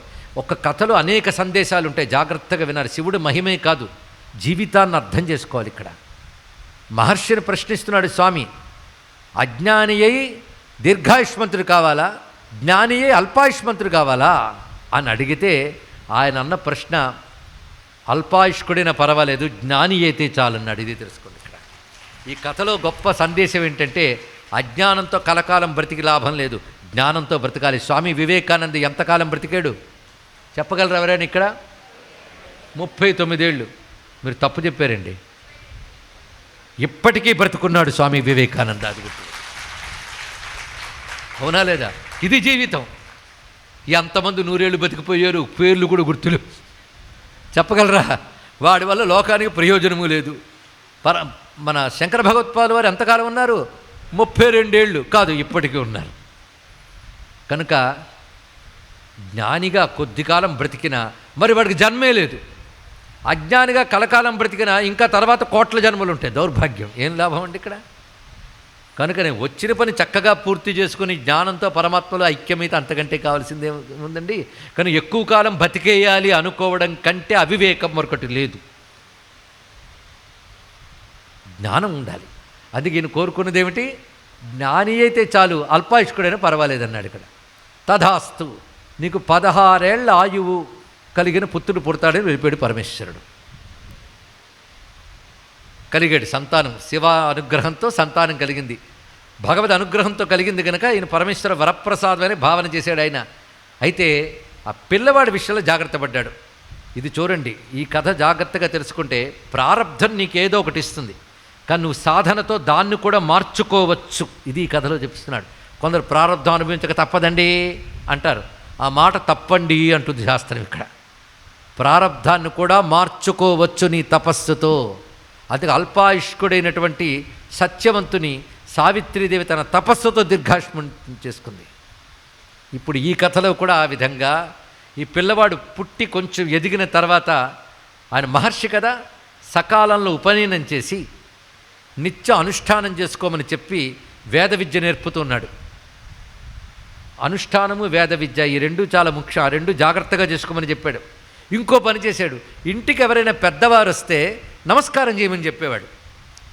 ఎందుకంటే ఏ పెద్దవాడైనా ఆశీర్వదించాడు అనుకోండి, మనం వినయంగా నమస్కరిస్తే, వాళ్ళు ఆశీర్వదిస్తే నమస్కరించేవాడికి 4 వస్తాయిట. అందుకే మనకు పూర్వకాలంలో పిల్లలకు కూడా పెద్దవాళ్ళు కనబడితే దండం పెట్టరా బాబు అని చెప్పేవారు. ఇప్పుడు దండం పెట్టడం పెద్దలకే తెలియదు, పిల్లలకేం చెప్తారండి. ఆ మధ్య ఒక మహానుభావుడు, ఒక యతీశ్వరుడిని ఒక ఇంటికి పిలిపించారు తల్లిదండ్రులు. అంటే ఆయన ఇంట్లో అడుగు పెడితే ఏదో కలిసి వస్తుంది పిలిచారు, అంతేగాని జ్ఞానం వగేరా లేవు వాళ్ళకి. అలాగే పిలుస్తుంటారు స్వామీజీలని, పెద్దవాళ్ళని, మా ఇంటికి రండి కలిసి వస్తుంది, మీ పాత ధూళి పడితే చాలు అని. తీరా ఆయన వచ్చిన తర్వాత వీళ్ళేదో నమస్కారం చెప్పారు, ఇంటి పురోహితుడు చెప్పాడని. పిల్లలు వస్తే నమస్కారం చేయని చెప్పారు ఆయనకి. హాయ్ అంకుల్ అన్నాడు వాడు. ఇది కర్మ అండి. పిల్లల్ని అలా పెంచుతున్నారు, సంస్కారాలు నేర్పట్లేదు. హాయ్ అంకుల్ అంటే పైగా ఒంటి చెయ్యి, అదొకటి. నమస్కారం ఎలా చేయాలో కూడా శాస్త్రం చెప్తుంది. 2 చేతులు దోయిలించి నమస్కారం చేయాలి, పైగా అంజలించి నమస్కరించడం, సాష్టాంగ నమస్కారం, ఎవరిని ఎలా చేయాలో చెప్పిందండి. గురువుల దగ్గర ఎలా చేయాలి, పెద్దల దగ్గర ఎలా చేయాలి అని. ఇలాంటి పరిస్థితులు అయితే మనకి ఏంటంటే జ్ఞానం చెప్తుంటే నిద్రలు వస్తుంది. ఏం దౌర్భాగ్యం మనకి. పరిశీలించవలసింది ఇక్కడ అవసరం. అందుకే అభివాదనశీలస్య నిత్యం వృద్ధోపసేవన చత్వారి తస్య వర్ధంతే ఆయుర్విద్యా యశోధనం. ఎప్పుడు అభివాదనశీలుడు అంటే నమస్కరించే స్వభావం ఉన్నవాడికి. అది నమస్కరించాలి పక్కవాడికి చెప్పడం కాదు, వీడికి నమస్కరించే స్వభావం ఉండాలి ఇక్కడ. ఎందుకంటే గురువుల దగ్గర పాఠాలు నేర్చుకున్న వాళ్ళు కూడా ఈ మధ్య కుర్చీల్లో కూర్చొని కాలు చాచుకుని కూర్చుంటున్నట్ట. విదేశీ సంస్కృతి ఇక్కడ. ఎందుకంటే మేము చదువుకుంటున్నాం కనుక ఆయన చెప్పాలి, మేము వినాలి, డబ్బు ఇస్తున్నాంగా, అది అండి ఇక్కడ. కానీ గురువు దగ్గర ఎంత వినయం, తల్లిదండ్రుల దగ్గర, పెద్దల దగ్గర ఇవన్నీ నేర్చుకోవాల్సినవి. ఆయన చక్కగా నేర్పాడు ఆ మహర్షి పిల్లవాడికి. ఆ పిల్లవాడు చక్కగా వచ్చిన వాళ్ళందరికీ నమస్కారం చేస్తున్నాడు. అయితే ఉపనయన సంస్కారం పొందిన వాళ్ళు నమస్కరించేటప్పుడు ప్రవర చెప్పి నమస్కారం చెప్తారు. ఆ సంస్కారం లేని వారు మామూలుగా నమస్కరిస్తారు. ఇది పద్ధతి. నమస్కరించిన వెంటనే చిన్నపిల్లల్ని పెద్దవాళ్ళు ఎలా దీవించాలంటే దీర్ఘాయుష్మాన్ భవ అనాలండి ఇక్కడ. దీర్ఘాయుష్మాన్ భవ అని దీవించాలి ఇక్కడ. ఎందుకు దీర్ఘాయుష్మాన్ భవ అంటారో తెలుసా మీకు? కలకాలం బతికి బాగా తిని 10 మందిని ఏడిపించిన ఆయన అని చెప్పడానికి కాదు ఇక్కడ. ఆయువు అంటే బాగుపడ్డానికి భగవంతుడిచ్చిన అవకాశం. తెలుసుకోండి, ఆయువు అంటే అవకాశం. నీకు ఇంకా ఒకరోజు ఆయువు ఉందంటే నీకు బాగుపడ్డానికి ఇంకా భగవంతుడు ఒకరోజు అవకాశం ఇచ్చాడని అర్థం అండి ఇక్కడ. అందుకే ఆయుష్ దేనికి అంటే ఇంకా ఎక్కువ కాలం బతికేయాలి, 90 ఏళ్ళు బతకాలి, 100 ఏళ్ళు బతకాలి, ప్రయోజనం లేదు.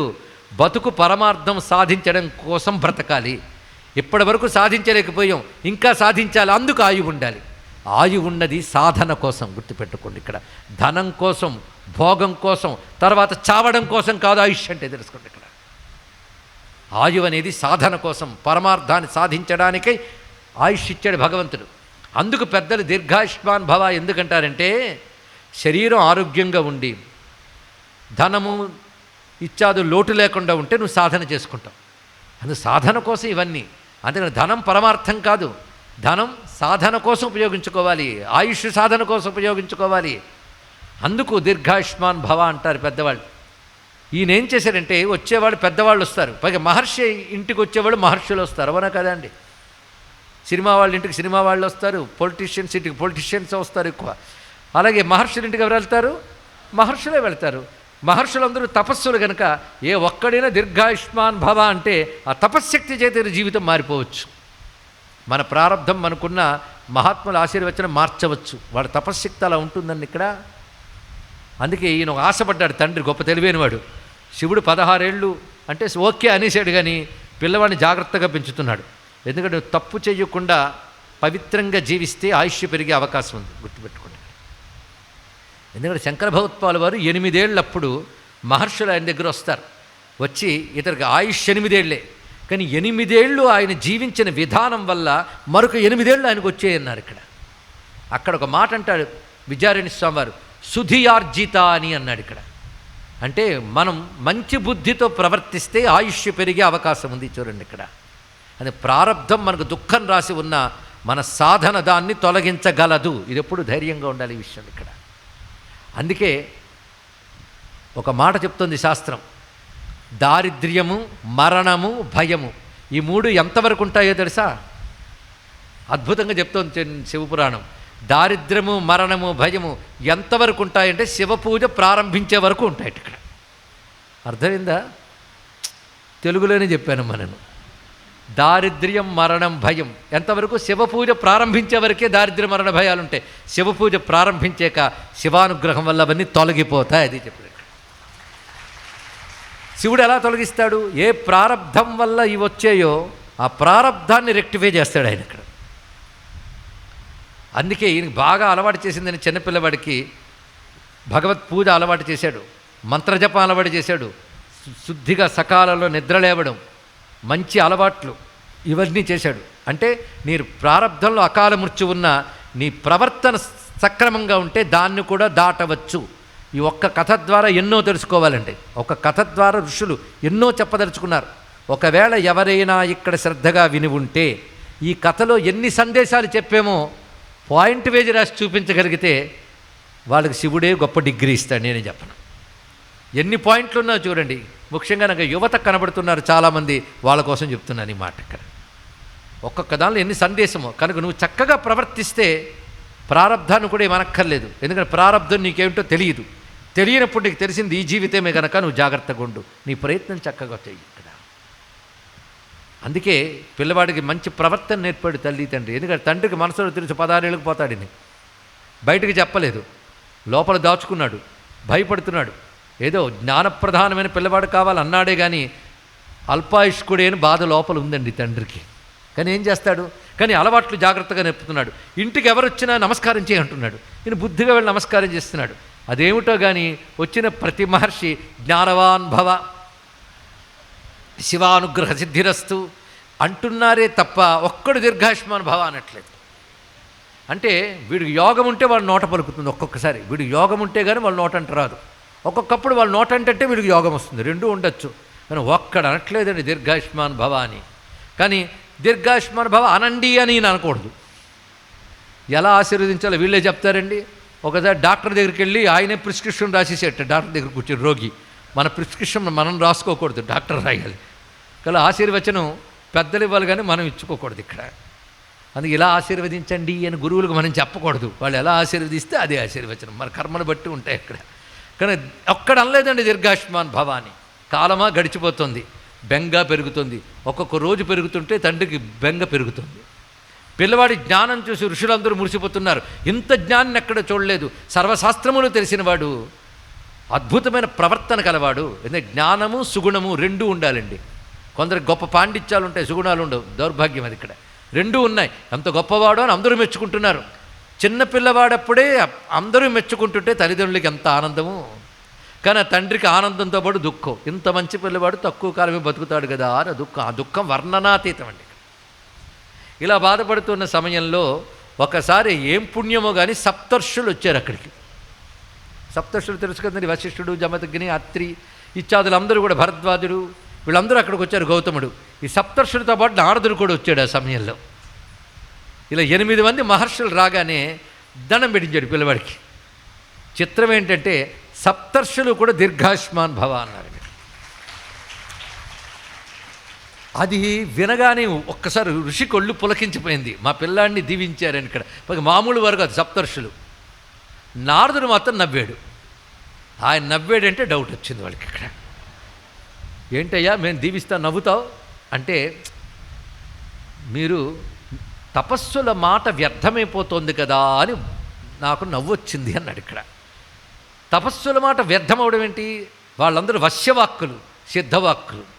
వాళ్ళ వాక్కు అంటే వాచమర్థోను ధావతి, అర్థం వాగను వర్తతే అన్నట్లుగా వాళ్ళ మాట అంటే అర్థం వాళ్ళ వెనకాలే పరిగెడుతుంది. అలాంటిది మహర్షుల వాక్కు వ్యర్థం కాకూడదు అంటే మీకు తెలియదేమో, లేదా ఈ సమయానికి మీకు స్ఫురించలేదేమో. చూడండి ఇక్కడ మీకు తెలియదండి అనకూడదు. ఒకప్పుడు ఎన్నో తెలిసిన వాడికి కూడా సమయాన్ని స్ఫురించదు, అది తెలుసుకోవాల్సింది. మీకు స్ఫురించలేదేమో కానీ ఇతడు అల్పాయుష్కుడయ్యా. ఈ తండ్రి గారు చెప్పకుండా నోరు మూశారు కానీ శివుడు ఆయనకు చెప్పేశాడు, ఇతడు ఆయువు 16 ఏళ్లే, ఇప్పటికీ చాలా ఏజ్ అయిపోయింది, ఇంకా వెళ్ళిపోతాడు కొద్ది కాలంలో, మీరేమో దీర్ఘాయుష్మాన్ భవ అన్నారు. అంటే ఒక్కసారి సప్తర్షులు ఏదో లేనిది మా నోటంటే ఈ మాట రాదు అని పిల్లవాడిని మాకు ఇవ్వవయ్యా కొద్ది కాలం అన్నారు. ఇక్కడ సరే ఆ మహర్షి అప్పగించేశాడు. ఆ మహర్షిని పట్టుకుని తిన్నగా బ్రహ్మలోకానికి వెళ్ళారండి. వీడు తీసుకెళ్ళి బ్రహ్మ దగ్గర పెట్టి, నీ మాట అసత్యం కాకుండా చూసుకో బ్రహ్మదేవా అన్నారు. ఇక్కడ ఇదేమిటి తిరిగి నా మీదకి వచ్చారు, నేనేం చేశానయ్యా అంటే, నువ్వు ముఖం నుంచి వేదాలు వచ్చాయి, నీ 4 ముఖాల నుంచి 4 వేదాలు వచ్చాయి. వేదాల్లో చెప్పిన మాట ఏమిటంటే ఋషులు అబద్ధమాడరు, ఇది వేదాల్లో ఉన్న మాట. ఇప్పుడు మా మాట అబద్ధమైందంటే వేదాల మాట అబద్ధమైనట్టే, అంటే నీ మాట అబద్ధమైనట్లే. కాబట్టి చుట్టూ తిప్పడంలో తెలివితేటలేదు ఇక్కడ. అందుకే నీ మాట అబద్ధం కాకుండా నువ్వే చూసుకో అని పిల్లవాడిని అప్పగించేశారు. వెంటనే పిల్లవాడిని ఒళ్ళో పెట్టుకుని తలనిమిరి, అయితే నేను చూసుకుంటాలే అని చెవిలో ఒక మంత్రం ఉపదేశిస్తున్నాడండి. ఇక్కడ ఈ మంత్రం మీ నాన్న నీకు చెప్పుంటాడులే, కానీ నేను చెప్పింది మళ్ళీ శక్తి. ఒకే మంత్రం మరో గురువు ఇవ్వచ్చు. ఆ గురువు సాక్షాత్ సిద్ధపురుషుడైనప్పుడు ఇదివరకు చేసిన దానికి శక్తి కలిసి ఇంకా అద్భుతంగా పనిచేస్తుంది. ఇక్కడ పైగా మీ నాన్న మరొక ఋషి నుంచి నేర్చుకున్నాడు, నేను సాక్షాత్ శివుడి నుంచే తీసుకున్న మంత్రం అది, ఆ మంత్రాన్ని నీకు ఉపదేశిస్తున్నాను, దీన్ని స్వీకరించు అని పంచాక్షరీ మంత్రాన్ని చెవిలో చెప్పి భస్మాన్ని ధారణ చేసి రుద్రాక్షల మెడలో వేసి నువ్వు తిన్నగా వెళ్ళి తపస్సు చేసుకో. శివుడు మొదటిగా రుద్రుడిగా ఆవిర్భవించినప్పుడు తన నుంచి అఖండమైన జ్యోతిపుంజాన్ని ఆవిర్భవింపజేశాడు. ఆ జ్యోతిపుంజము 5 క్రోశల విస్తీర్ణంగా ఉన్నది. 5 క్రోశల విస్తీర్ణమైన జ్యోతిపుంజాన్ని భూమి యందు పెట్టాడు. అదే కాశీ అనే క్షేత్రంగా ఉన్నది. అక్కడ నేను ఎప్పుడూ ఉంటాను, వదలకుండా ఉంటాను అన్నాడు శివుడు. అందుకే దాని పేరు అవిముక్తము అంటారు. ఇక్కడ రుద్రుడు ఇల్లు గనక రుద్రగేహం అని దానికి పేరు. అక్కడ నేను ఎప్పుడు ఆనందంగా విహరిస్తాను గనక ఆనందవనమని పేరుని శివుడు చెప్పాడు.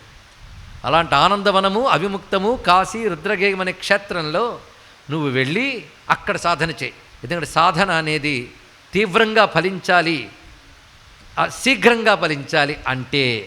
అంటే శీఘ్రంగా, తీవ్రంగా, పూర్ణంగా ఫలించాలి అంటే క్షేత్రమందు సాధన చేయాలి. మన ఇళ్లలో మనం జపం చేసుకుంటే ఎంత చేస్తే అంత తెలుసుకోండి. ఇక్కడ ఎంత చేస్తే అంత, అది కూడా శుచి అయిన ఇంట్లో.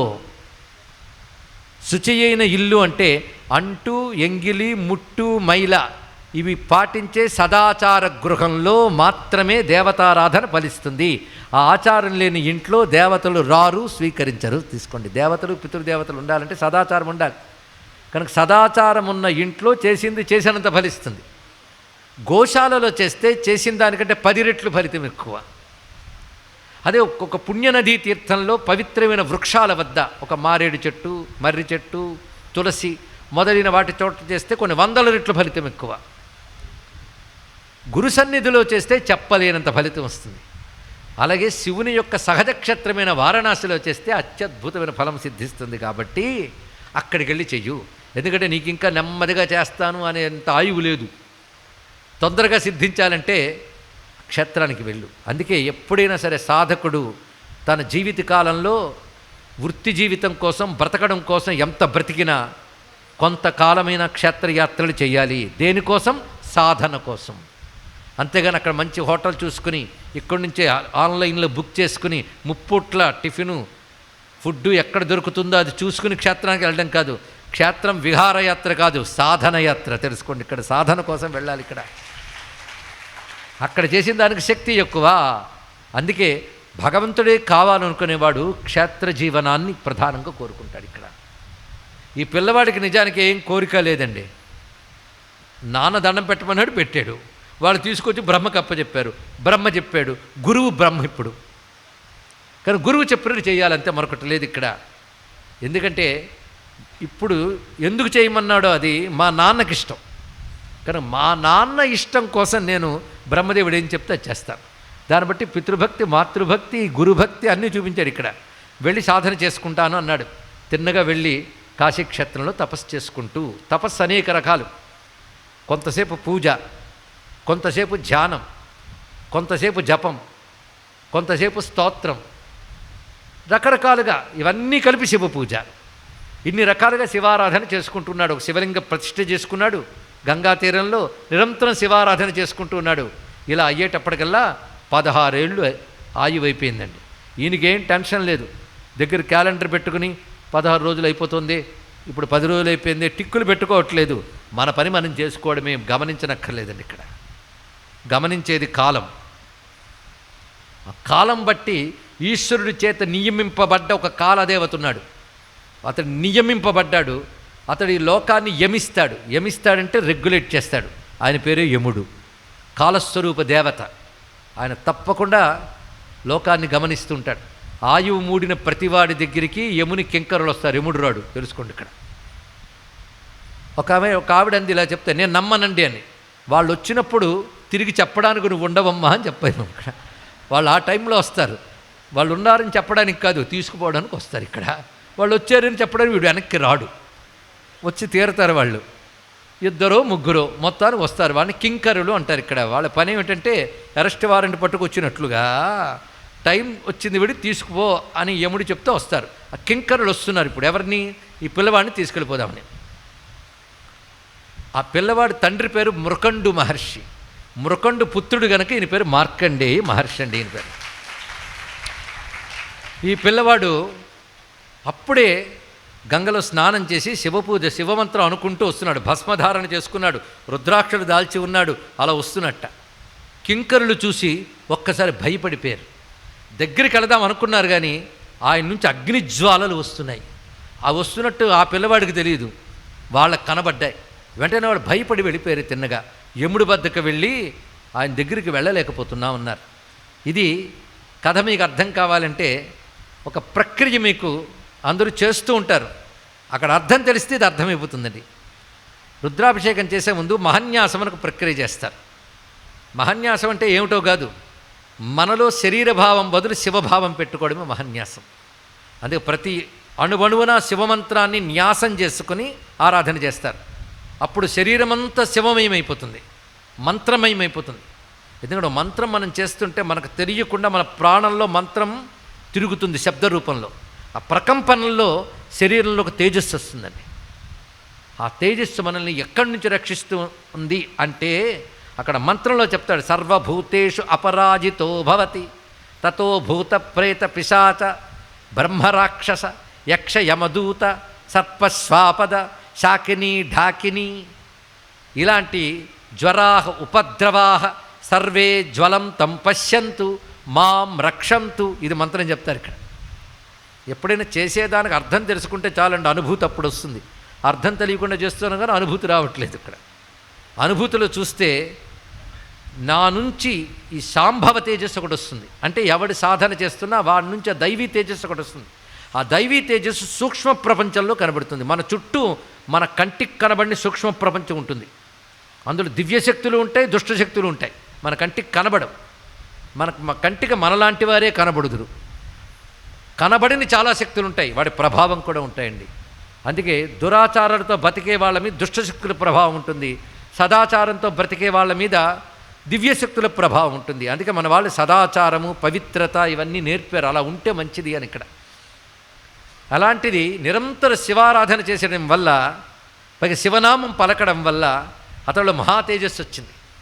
అందుకే గ్రహదోషంబులు దుర్నిమిత్తములు నీ కళ్యాణ నామంబు ప్రత్యహమున్ పేర్కొను ఉత్తమోత్తముల బాధింపగా నోపునే దహనున్ కప్పగజాలునే శలభ సంతానంబు నీ సేవ చేసి హతక్లేశులు కారుగాక జనముల్ శ్రీకాళహస్తీశ్వర అంటారు దుర్జటి మహాకవి.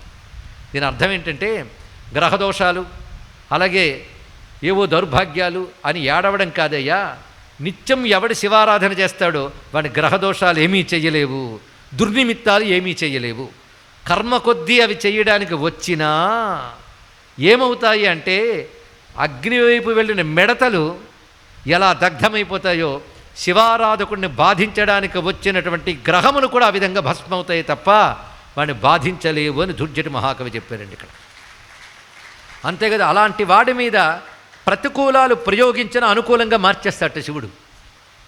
ఎలాగూ అంటే వజ్రాయుధం వేస్తే పూలదండగా మారిపోతుంది. పవి పుష్పంబగు అగ్ని మంచగు అకూపారంబు భూమి స్థలమవు శత్రుండతిమిత్రుడవు విషము దివ్యాహారమవు అవనీ మండలి లోపలన్ శివశివేత్యాభాషణోల్లాసికిన్ శివనీ నామము సర్వవశ్యకరమౌ శ్రీకాళహస్తీశ్వర.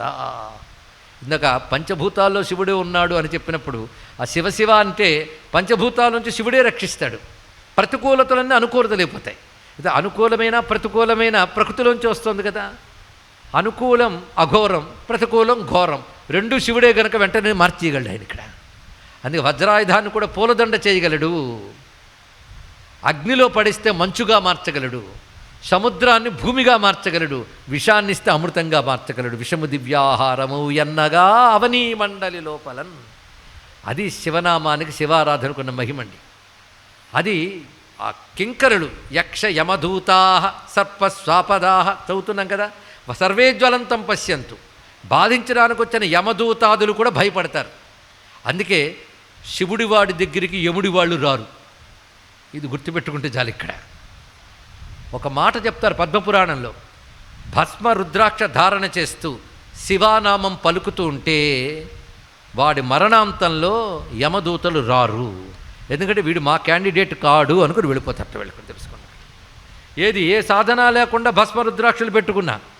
అందుకే ఏదున్నా లేకపోయినా బొట్టు పెట్టుకోవడం అలవాటు చేసుకోవాలండి. ఇక్కడ వైష్ణవ సంప్రదాయంలో ఉన్న వాళ్ళు అది పెట్టుకోండి, శైవ సంప్రదాయం వాళ్ళు ఇది పెట్టుకోండి. స్మార్త సంప్రదాయంలో భస్మధారణ ఉంది. ఎందుకంటే భస్మము స్మార్తము వైష్ణవము కాదు, వైదికం. తెలుసుకోండి. ఇక్కడ ఎవడు యజ్ఞం చేసినా చివరికి మిగిలేదు భస్మమే, దాన్ని ధరిస్తారు. అది అకార ఉకార మకారములకు బ్రహ్మ విష్ణు రుద్రులకు ప్రతీకగా ధరిస్తారు. అగ్ని సారం భస్మం గనక అగ్ని 3 రూపాలతో ఉంటాడు. ఆ 3 కూడాను గార్హపత్యాగ్ని, దక్షిణాగ్ని, ఆహవనీయాగ్ని, వాటికి సంకేతంగా భస్మధారణ చేస్తారు. 16 స్థలాల్లో చేయాలి. అది చేస్తే శరీరానికి రక్ష, పాపనాశనం చేసి రక్షిస్తుంది, వర్చస్సునిస్తుంది, జ్ఞానాన్ని ప్రసాదిస్తుంది. గనక భాసనాత్ భసితం ప్రోక్తం భస్మ కిల్బిష భక్షణాత్ అన్నారు. ఇది భస్మధారణ. ఏది ఎందుకు చేస్తున్నారో తెలుసుకుంటే చెయ్యకుండా వదల్లం. ఇది భస్మధారణ మహిమ. అలాగే రుద్రాక్షలు, నోట శివనామం, ఈ 3 శరీరంలో ఉంటే త్రివేణి సంగమం లాంటిది వాడి శరీరము అని చెప్పారు ఇక్కడ. వాడు పవిత్రుడు, వాడిని చూసిన వాడు పవిత్రుడైపోతాడట. అలాగా భాషిస్తున్నాడు పిల్లవాడు. పైగా రోజు శివార్చన చేసుకుంటున్నాడు. మంత్రం ఎంత చేశాడో నిరంతరాయంగా చేశాడు. ఆ మంత్ర చైతన్యం బయటకు వస్తుంది, ఆ తేజస్సు. అది చూసి భయపడిపోయి వెళ్ళిపోయారు కింకరులు. వెళ్ళి యముడి దగ్గర చెప్పి మా వల్ల కాదన్నారు. ఇక్కడ ఏమైంది, ఆయన తేజస్సు మేము భరించలేకపోతున్నాం అంటే నేనే వెళతాను వచ్చాడు. యముడే అందరి దగ్గరికి రాడండి. ఎలా వచ్చారంటే దున్నపోత మీద పాసం వేసుకు రాలేదు. అలా పాపాత్ముల దగ్గరికి అలా వెళ్తాట. వచ్చే గెటప్ బట్టి మన లక్షణాలు మనకు తెలిసిపోతాయి. ఇక్కడ ఎలా వచ్చారంటే తేజస్వరూపంతో ప్రశాంతంగా వచ్చాడు. ఆయన చేతిలో పాశం మాత్రం ఉంది. ఆ వచ్చినప్పుడు ఒక్కసారి మార్కండేయుడు చూసి నమస్కారం చేశాడు. ఇక్కడ ఓహో నీకు కనబడ్డానా అన్నాడు. ఇక్కడ అందరికి కనబడ్డు. అంటే నీ తపస్సు చాలా గొప్పది కనుక నీకు కనబడ్డాను. సరిగ్గా నీ ఆయువు ఈ క్షణంతో అవుతున్నది. నిన్ను తీసుకెళ్ళిపోవడానికి వచ్చిన యముణ్ణి నేను. అంటే నా ఆయువు మీద, నా శరీరం మీద శివుడికే అధికారం ఉంది, నాకు లేదు, నీకు లేదన్నాడండి. అది గొప్ప భక్తి అంటే. ఇక్కడ భక్తి వచ్చేటప్పటికి తన మీద తనకే అధీనం ఉండదు. సర్వం శివాధీనం అనుకునేవాడే భక్తుడు. వాడికి దేహాభిమానం కూడా ఉండదు. ఈ దేహం శివునిది, అది ఆయన కైంకర్యానికి వినియోగించాను, ఈ ఆత్మ శివుడిది, ఆ భావంతో ఉంటాడు. అందుకే ఇది శివాధీనం. నేను నీ వాణ్ణి కాను, ఆయన వాణ్ణి. భక్తుడంటే ఎవడో కాదండి, భగవంతుడి వాడిని అనుకునేవాడే భక్తుడు. ఇది తెలుసుకుంటే చాలు. అందుకంటాడు రామదాసు, రాముని వారము మాకేమి విచారము. ఒకటే మాట ఇక్కడ. శివుడి వాడని నేను అంతే. ఇక్కడ అనగానే ఆ శివుడి వాడిని నేను కూడా, నేను శివభక్తుడినే. ఆయన మహాకాలుడు, మేము కాలంలో ఒక భాగం. మాకు అప్పచెప్పాడు ఆయన. ఆయన చెప్పిన ప్రకారమే నీకు 16 ఏళ్ళు అవగానే నేను తీసుకెళ్ళిపోమని ఆయన ఇచ్చిన ఆర్డరే, అది పాటిస్తున్నాం. కనుక నేను ఆయన చెప్పినట్టే ప్రవర్తిస్తాను. నేను కాదు, సర్వదేవతలు ఆయన చెప్పినట్లే ప్రవర్తిస్తారు. ఎందుకంటే ఇంద్రియాలని దేవతలే నడుపుతారు. ఏది ఎంతకాలం నడపాలో ఆ దేవత కాలం బట్టి శివాజ్ఞతో పనిచేస్తుంది. అని ఈశ్వరుడు అంటే ఎవరు అనుకున్నావు, ప్రథమో దైవ్యో భిషక్. ఆయన దేవతలకే మొదటివాడు. యో దేవానాం ప్రథమ పురస్తాత్ అని వేదమే చెప్తోంది. అందుకే ఆయన పేరు ప్రథమ. దైవ్య అంటే దేవానామపి అంతర్యామి, దేవతలకు కూడా అంతర్యామిగా శాసించేవాడు. అందుకే మమ్మల్ని ఆయన శాసించాడు. కాబట్టి మేము అలా వచ్చామయ్యా అన్నాడు ఇక్కడ. కనుక నువ్వే శివభక్తులు, అది మేము శివభక్తులమే. కనుక ఆయన మాకు చెప్పిన ఆజ్ఞ మేము చేస్తాం అని పాసం తీస్తూ ఉంటే ఇటు అటు చూసి వెంటనే మార్కండేయుడు ఆ స్నానం చేసి వస్తున్న ఆయన శివలింగం పరిగెడుతున్నాడు. చంద్రశేఖర చంద్రశేఖర చంద్రశేఖర పాహిమాం, చంద్రశేఖర చంద్రశేఖర చంద్రశేఖర రక్షమాం, రత్నసానుసరాసనం రజతాద్రిశృంగ నికేతనం, శింజినీకృత పన్నగేశ్వరమచ్యుతానలసాయకం, క్షిప్రదగ్ధ పురత్రయం త్రిదివాలయైరభివందితం, చంద్రశేఖరమాశ్రయే మమ కిం కరిష్యతి వయ్యమః. నేను చంద్రశేఖరుణ్ణి ఆశ్రయించాను, నన్ను యముడేం చేస్తాడు అని తిన్నగా వెళ్ళి ఆ మహాలింగాన్ని గట్టిగా కౌగిలించుకున్నాడు. ఇతడు వచ్చి పాశం ప్రయోగిస్తున్నాడు. ఆ పాశం ప్రయోగిస్తూ ఉంటే ఒక్కసారి శివలింగంలోంచి శివుడు పార్వతీ సహితుడై ప్రత్యక్షమయ్యారండి. ఇక్కడ ఏ విధంగా వస్తున్నాడు అంటే, హరి అరవింద సూతి మునులష్ట దిశాపతులాదిగా వియచ్చరులిరువంకలంగలువ, సీత వసుధాధర కన్యక ముద్దుకేలు తామర కడవ్రేలు పట్టుకొని. ఒక్కసారి ఆ శివుడు వస్తున్నప్పుడు చతుర్భుజాలతో ఆయన వస్తూ ఎడమ చేతి చిటికెన వేలుతో అమ్మవారిని పట్టుకుని వస్తున్నాడు. ఇక్కడ అంటే ఇంత సందట్లో కూడా ఆవిడని విడిచిపెట్టలే. ఆ వెనకాల దేవతల హరహర మహాదేవ జయ జయ మహాదేవ అని వాళ్ళు వస్తున్నారు. ఇంత సందడితో శివుడు వస్తూనే ముందు చేసిన పని ఏమిటో తెలుసా, మార్కండేయుడు తల మీద కుడి చెయ్యి వేశాడండి. అంటే వీడు నావాడు అని ముందు చెయ్యి వేసి తన ఎడమ పాదం మీద ఒక తాపు తన్నాడు యముణ్ణి. యముడు అంత దూరం వెళ్ళి పరిగెత్తాడు, పడ్డాడు, ఇక్కడ మరణించాడు. అందరికీ మరణాలు ఇచ్చేవాడికి మరణమిచ్చాడు ఈయన. అది యముడికి యముడు ఎవడయ్యా అంటే శివుడే, తెలుసుకోండి. ఇక్కడ కాలుడు ఆయన, కాలునికే కాలుడు, యముడికి యముడు. కాలం మనల్ని శాసిస్తే కాలాన్ని ఆయన శాసిస్తాడు. అందుకే కాలాతీతుడు, మహాకాలుడు ఆయన. యముడు అంత దూరం పడ్డాడు. అప్పుడు ముందు తన భక్తుని మీద చెయ్యి వేసి తర్వాత కొట్టేట. ఎంత కారుణ్యం అండి! అంటే ముందు భక్తుడిని చేరదీయడంలోనే ఆయన చూపిస్తున్నాడు. అవతల వాడిని శిక్షించడం ఆయన ముఖ్యం కాదు, తన వాడిని రక్షించడం ఆయనకు ముఖ్యం. ఇక్కడ ఆ చేరదీశాడు ఆ ప్రేమగా. తర్వాత కూర్చున్నాడు, అమ్మవారు పక్క కూర్చున్నారు. ఆ పిల్లవాడిని ఎత్తి ఒళ్ళో పెట్టుకుని తల నిమిరి 7 కల్పాల ఆయువు నీకు ఇచ్చాను పో అన్నాడు. ఇక్కడ 7 కల్పాలు, సంవత్సరాలు కాదు, కల్పాలు. కల్పం అంటే ఎవరికైనా ఐడియా ఉండొచ్చు. యుగాలు తెలుసు కదా, 4: కృతత్రేత, ద్వాపర, కలియుగములు. ఈ 4 కలిపితే ఒక మహాయుగం. ఇలాంటి మహాయుగాలు 71 అయితే ఒక మన్వంతరం. అలాంటి మన్వంతరాలు 14 అయితే ఒక కల్పం. అలాంటి కల్పాలు 7 కల్పాలు ఆయువు నీకు ఇచ్చానన్నాడు. ఎక్కడి 16 ఏళ్ళు, ఎక్కడ 7 కల్పాలండి. కాబట్టే ప్రారబ్ధం ఎలా ఉన్నా పరమేశ్వరుని పట్టుకుంటే ఎలా అనుగ్రహిస్తాడో చెప్పడానికి ఎంతకంటే ఉదాహరణ ఏమిటయ్యా. కనుక నువ్వు ప్రారబ్ధం గురించి ఆలోచించక నీ సాధన గురించి ఆలోచించని శాస్త్రం చెప్తాను. ఇక్కడ మొత్తానికి సప్తర్షులు సంతోషించారు. ఒక్కొక్కరి నోట్లోంచి దీర్ఘాయుష్మాన్ భావ వచ్చింది కదా, 7 నోట్లోంచి తీసుకుని 7 కల్పాలు అవి ఇచ్చాడు మహానుభావుడు. చూడండి, ఇక్కడ ఆశీర్వాదమా అనుగ్రహమా ఏదో ఆ ముడి భలే ఉంది ఇక్కడ. మొత్తానికి మృకండు మహర్షికి 16 ఏళ్ళ ఆయువని చెప్పి 7 కల్పాల ఆయువు ఉన్న పిల్లవాడిని ఇచ్చారండి. ఏమి అదృష్టం ఇక్కడ! అప్పుడు దేవతలందరూ బాగుంది, ఆయన సంతోషించాడు, అందరూ సంతోషిస్తున్నారు. కానీ పాపం యముడు బతుకేమైంది ఇక్కడ అంటే, యముడు కూడా తప్పు చేయలేదు, నీ భక్తుడి కదా, నువ్వు చెప్పిందే చేశాడు కదా. అంటే అప్పుడున్న కాలం బట్టి, అప్పుడున్న కర్మ బట్టి వీడికి ఏమిటో విధించాను నేనే, దాన్ని బట్టి ఆయన వచ్చేశాడు. కానీ ఇప్పుడు ఇతడు భక్తుడు కాబట్టి నేనే ఆజ్ఞాపించవచ్చుగాక. నేనే చెప్తున్నాను, ఇకపై ఇతడు నా భక్తుల జోలికి రాకూడదు. ఇది నేను శాసిస్తున్నాను ఇక్కడ. ఇతడు నావాడు, కానీ ఈశ్వరుడు నావాడు అని తీసుకుంటే యముడు కూడా ఏమి చేయలేడు, ఎవ్వరు ఏమి చేయలేరు. కానీ ఈశ్వరుడు నావాడుని తీసుకునేటట్టు మనం తయారవ్వాలండి.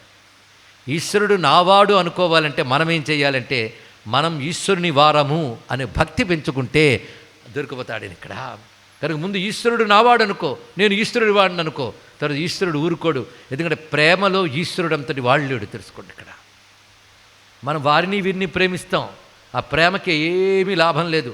మనసిస్తారా అన్న ఎవడు మనసు పుచ్చుకునే వాళ్ళు లేడు. మనసంతా నువ్వే, మనసిస్తారా అంటే ఎన్నాళ్ళు మనసిస్తావు, నాకు కావాల్సింది ఇవ్వంటారు. కానీ మనసిస్తే పుచ్చుకునే వెర్రిబాగులు వాడు శివుడు మాత్రమే, తెలుసుకోండి ఇక్కడ. అందుకే అది ఒక్కటిస్తే చాలు, ఇంకేమీ ఇవ్వక్కర్లేదు. ఇది గుర్తుపెట్టుకుంటే చాలు ఇక్కడ. అందుకే శంకరులు అంటారు, నీకేమి ఇవ్వాలయ్యా, బంగారం ఇద్దామా అంటే నీ చేతిలో బంగారు కొండ ఉంది, మేరు పర్వతం, కరస్థే హేమాద్రవు. పోనీ ధనం ఇద్దామా అంటే నువ్వు ఇస్తే కుబేరుడికి ఆ పోస్ట్ వచ్చింది, వాడా నీ ఇంటి దగ్గర అలకాపురులు అలా కూర్చుని ఉంటాడు అక్కడ, పిలిస్తే పరిగెట్టెట్టు. అందుకే కరస్థే హేమాద్రవు గిరిశ నికటస్థే ధనపతవు గృహస్థే సద్భూజామరసురభి చింతామణి గణై. నీ ఇంట్లో కల్పవృక్షాలు, కామధేనువులు, చింతామణులు ఉన్నాయి, ఏది కావాలంటే అది వస్తుంది. అంతేకాదు స్వామి శిరస్థే సీతాంశవు, ఒక్కొక్కసారి ప్రేమ పైత్యం ముదిరితే చంద్రుడిని తీసుకొచ్చి నీ తలలో పెడతా అంటాం, ఆ చంద్రుడిని తల మీద ఉన్నాడు, ఇంకేం చేస్తా. చరణయుగలస్థే కిల శుభే, నీకేదైనా ఫేవర్ మంచి చేస్తాం, శుభం చేద్దామంటే శుభాలన్నీ నీ పాదాల్లోనూ ఉన్నాయి. అన్నీ ఉన్న నీకు నేనేమిస్తానయ్యా, కిమర్థం దాస్యేహం భవతు భవదర్థం మమ మనః. ఇంక నీకేమిస్తాను, అన్నీ ఉన్నాయి నీ దగ్గర లేదు, నా మనస్సు ఒక్కటే, అది ఇస్తున్నాను తీసుకోబోయ్యా అన్నాడు ఇక్కడ. అది ఇస్తే పుచ్చుకునేవాడు అవను ఒక్కడేనండి ఇక్కడ. అందుకే ఆయనకి మనస్సమర్పణం చేస్తే, సమర్పణం చేస్తే ఆయనకి ఎంత అనుగ్రహిస్తాడు. ఆ సమర్పణం తెలియాలి ఎలా ఉంటుందో తర్వాత తెలుసుకుందాం. అలా సమర్పించిన మహానుభావుడు ఈయన. అందుకే ముందు ఆయన మీద చెయ్యి వేసి దగ్గరికి లాక్కున్నాడు ఇక్కడ. తర్వాత యముడిని కొట్టాడు. ఇప్పుడు యముడిని తిరిగి బతికిస్తాను, కానీ ఇది కండిషన్, నా భక్తుల జోలికి వాడు రాకూడదు. మరేం చేయాలి, అది నేను చూసుకుంటాను, వాడికి ఏమి ఇచ్చుకోవాలో అని శాసించాడు. అప్పుడు యముడు వచ్చి స్వామికి నమస్కారం చేసుకున్నాడు ఇక్కడ. అందుకే శివుడు అపమృత్యు అకాల మృత్యువుల నుంచి కూడా దాటించాడు. ఎందుకంటే సహజంగా మృత్యుంజయుడు గనక. అందరికీ మృత్యువునిచ్చే యముణ్ణి తిరిగి బ్రతికించాడు. ఎందుకంటే మృత్యుంజయుడు గనక. శివుడు అంటేనే అమృతేశ్వరుడు, శివుడు అంటేనే మృత్యుంజయుడు, అమృతేశ్వరుడు మృత్యుంజయుడు. ఈ విధంగా మార్కండేయ మహర్షిని అనుగ్రహించిన శివుని యొక్క స్వరూపాన్ని దర్శించాం. ఈ మూర్తిని ఏమంటాం? మృత్యుంజయ స్వరూపం అంటాను. ఇక్కడ మరొక మూర్తి వచ్చాడు మన కోసం. ఇవాళ శివసాక్షాత్కారం అయ్యిందా లేదా? శివానుభూతి. అయితే మృత్యుంజయ అన్నప్పుడు మృత్యుంజయుని ఎలా ధ్యానించాలి, ఆ స్వరూపం ఎలా ఉంటుంది? ఒక రహస్యం ఉందండి శాస్త్రంలో. ఏదైనా మన వర్ణన వింటూ ఉంటాం కదా, అది వర్ణన కాదు. భగవద్విషయంలో వర్ణన అనరాదు, ధ్యానం అనాలి. తెలుసుకోండి. ఇక్కడ వర్ణన కాసింత నీ మనసులో మెదిలినా దానికి ఇంపాక్ట్ ఒకటి ఉంటుంది, దాని ప్రభావం ఉంటుంది. ఇక్కడ అర్ధనారీశ్వర స్వామి, దానికో ప్రభావం ఉంటుంది. అలాగే అగ్నిలింగం, దానికో ప్రభావం. ఇవాళ వచ్చిన ఈ స్వరూపం, దీనికో ప్రభావం ఉన్నది. కనుక కథ ఇచ్చే ప్రభావం చాలా రకాలుగా ఉంటుంది. ఒక సత్పురుషుడై సాధన చేస్తూ పరమేశ్వరుణ్ణి ఆశ్రయించిన వాడికి ప్రారంధం గురించి ఆలోచించకూడదు. ఇది గుర్తుపెట్టుకుంటే చాలు ఇక్కడ. ఎందుకంటే ఈ మాట అంటే శంకరులు ఒక మాట అంటారు, ఏం చేస్తానయ్యా బ్రహ్మరాత చెరపలేను అని తప్పించుకోకయ్యా శివ అన్నాడు ఇక్కడ. ఎందుకంటే ఆ బ్రహ్మ తలనే గిల్లి పారేసిన వాడివి ఆయన రాసిన రాతని చెరపలేవా అన్నట్టండి. అద్భుతమైన విషయం ఇక్కడ. బ్రహ్మతన్ని గిల్లి పారేశాడు, గుర్తుందా? నిన్ననే కాలభైరవ రూపంలో.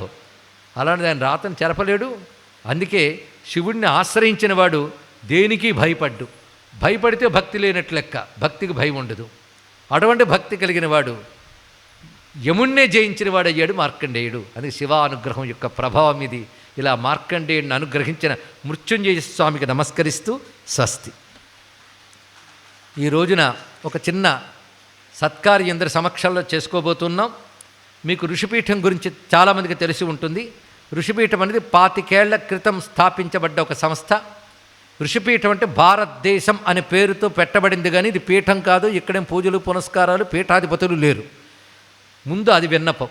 ఋషిపీఠం అనగా భారతదేశం పేరు ఋషిపీఠం, ఇది ఋషులకు పీఠం. ఇక్కడ ఆ ఋషిపీఠం భారతీయ మహర్షులు ఇచ్చిన జ్ఞానాన్ని ఎప్పటికప్పుడు నేటి తరానికి అనుగుణంగా అందివ్వాలనే ప్రయత్నంతో ఒక పత్రికగా ప్రారంభమైంది. మొట్టమొదటిగా ఋషిపీఠం భారతీయ మానస పత్రిక అని. అది 25 ఏళ్లుగా ఏ వ్యాపార ప్రకటనలు, వ్యాపారపు పుంతలు లేకుండా 25 ఏళ్లుగా నిర్విఘ్నంగా ప్రతి నెలా విడుదలవుతున్నటువంటి పత్రిక ఋషిపీఠం. అది భారతీయ మానస పత్రిక, భారతీయ ఋషిపీఠం అని చెప్పబడుతున్న పత్రిక. అది బైలింగ్యువల్ మ్యాగజైన్గా కూడా పరివర్తనం చెందింది. అంటే తెలుగు ఇంగ్లీష్ రెండిట్లో ఉంటుంది. అది నేటి కాలానికి అనుగుణంగా మన సనాతన ధర్మంలో ఉన్న అన్ని విద్యలు చెప్తుంది. వైద్యం గురించి ఉంటుంది, కళల గురించి ఉంటుంది, ఫిలాసఫీ ఉంటుంది, పర్సనాలిటీ డెవలప్మెంట్, వీటన్ని బేస్ చేసుకుంటూ అనేక మంది స్కాలర్స్ ఇచ్చిన అంశాలన్నీ అందిస్తున్నారు. దీని గురించి ఒక్క మాట ఏమిటంటే, కొద్ది కాలం క్రితం శృంగేరి జగద్గురువులు శ్రీ శ్రీ శ్రీ భారతీ తీర్థస్వామి వారి పీఠం నుంచి ఒకానొక ఆశీర్వచనం మాకు లభించింది. ఇంతవరకు ఎక్కడా ప్రచురణం కాని, బయటికి రాని జగద్గురువుల అనుగ్రహ భాషణలు ఋషిపీఠానికి ప్రతి నెలా పంపుతాము, ప్రచురించాలని ఆజ్ఞాపించారు వాళ్ళు. అదేవిధంగా అనేక రకాలైనటువంటి ఇలాంటి అరుదైన అంశాలతో వస్తున్న పత్రిక మీరు చందాదారులుగా చేరవచ్చు. ఆ వివరాలు కౌంటర్ వద్ద పొందవచ్చు. ఋషిపీఠం 2వ విభాగం పబ్లికేషన్స్. అనేక రకాల గ్రంథాలు ఇక్కడ విడుదల చేసింది. లలితా సహస్రం 1000 నామాల భాష్యం లలితా విద్య పేరుతో వచ్చింది. విష్ణు సహస్రనామములు కూడా విష్ణు విద్య పేరుతో వచ్చింది. అలాగే భారతం కర్ణుణ్ణి హీరోను చేసి దుర్యోధనుడికి చప్పట్లు కొట్టేటువంటి కాలంలో అసలు భారతం ఏమిటి, కర్ణుడెవరు, దుర్యోధనుడెవరు, అర్జునుడెవరు అనేది నేటి భాషలో చెప్పిన గ్రంథం ఇది యథార్థ మహాభారతం అనే పేరుతో వచ్చింది. ఇలాంటి అనేక గ్రంథాలు వస్తున్నాయి. ఇటీవల ఒక 2 మంచి గ్రంథాలు విడుదలయ్యాయి. అది ఈరోజు రామకృష్ణ సేవా సమితి పతాకంలో పెద్దల సమక్షంలో ఆవిష్కరించదలుచుకుంటున్నాం. ఇది నామయోగం. ఒకటి నామయోగం అంటే అర్థం ఏంటంటే, మన అనేక యోగాలు విన్నాం. కర్మయోగ, ధ్యానయోగ, రాజయోగ, ఇంకా నానా యోగాలు. సులభంగా తరించే యోగం ఏమిటంటే నామస్మరణతో తరించవచ్చు. పైగా అల్లోపతి, హోమియోపతి, ఇంకా ఏదో పతి అంటారే, నామోపతి చాలా గొప్పదండి అని చెప్తూ నామాలతో ఎన్నెన్ని ఎలా రెక్టిఫికేషన్ చేసుకోవచ్చు అనే దాని గురించి నామాన్ని మించిన సాధన లేదు. మీరు జ్ఞానయోగమైన, కర్మయోగమైన నామం కలిస్తే పరిపూర్ణమవుతాయి. అందుకే నామం ఎలా చేయాలి, ఏ పద్ధతిలో చేయాలంటూ బోధేంద్ర సరస్వతి అనే మహానుభావుడు కొన్ని శతాబ్దాల క్రితమే సంస్కృతంలో నామామృత రసోదయం అనే గ్రంథాన్ని రచించారు. ఆయన కాంచీపీఠంలో పూర్వ పీఠాధిపతిగా ఉండేవారు. ఆయన సమాధి నేటికి తిరుచనాపల్లి దగ్గర ఉన్నది, గోవిందపురం అనే పేరుతో. ఇప్పటికీ అర్ధరాత్రి సమయంలో, అంటే శబ్దాలు లేని సమయంలో వింటే సమాధి నుంచి రామనామం వినబడుతుందండి. అంత శక్తిమంతుడు ఆయన. ఆయన రచించిన సంస్కృత గ్రంథం ఆధారం చేసుకుని వేదాలు, ఉపనిషత్తులు, పురాణాలు వీటన్నిటినీ ఇంకా కలబోసుకుంటూ కొన్ని రోజులు ప్రవచనం చేయడం జరిగింది నామయోగంపై. అది నేటి కాలానికి అందరికీ అవసరమనే ఉద్దేశంతో నామయోగం అనే పేరుతో పుస్తకంగా రచించడం జరిగినది. దాన్ని ఆవిష్కరిస్తున్నాం. అదేవిధంగా చదివితే ఒక 3 నిమిషాల్లో అయిపోయి హనుమాన్ చాలీసాలో హనుమాన్ మంత్రరహస్యాలన్నీ దాగి ఉన్నాయి. అందుకే తులసీదాస్ తపశ్శక్తితో రచించిన హనుమాన్ చాలీసాలో ఎన్ని రహస్యాలు దాగున్నాయో చెప్పడానికి 9 రాత్రులు ప్రవచనం చేసే అవకాశం లభించింది. దాన్ని కూడా హనుమాన్ చాలీసా అనే పేరుతో పుస్తకం తేవడం జరిగింది. ఆ 2 పుస్తకాలు ఈరోజు ఆవిష్కరించడం జరుగుతున్నది ఇక్కడ. నామయోగం, హనుమాన్ చాలీసా. అయితే తులసీదాస్ గారు హనుమాన్ చాలీసాతో పాటు హనుమాన్ బాహుక్, సంకటమోచన హనుమానాష్టకమును మరో 2 రచించారు. ఆయనకొక క్షుద్రప్రయోగం ద్వారా ఆయన చేతులు స్తంభింపజేశాడు ఒక ఆయన. అప్పుడు హనుమంతుని ఉద్దేశించి ఆయనకు స్తోత్రం చేశాడు. వెంటనే ఆ ప్రయోగం మొత్తం విఫలమై ఆరోగ్యవంతుడు అయ్యాడు. ఆ చదివిన స్తోత్రం నేటికి ఉత్తరాదిలో చదివి రోగాల నుంచి బయటపడుతుంటారు. అలా హనుమాన్ బాహుక్ ఒకటి, ఇంకోటి సంకటమోచన హనుమానష్టకం. ఇవి చాలా ప్రసిద్ధి చెందినవి. అది కూడా తాత్పర్య సహితంగా అందరికీ అనుకూలంగా అందించడం జరుగుతుంది. ఈ 3 గ్రంథాలని రామకృష్ణ సేవా సమితి గ్రంథాలయంలో పెట్టవలసినదిగా ఈ ప్రథమ ప్రతులను శ్రీధర్ గారికి అందజేస్తున్నాం.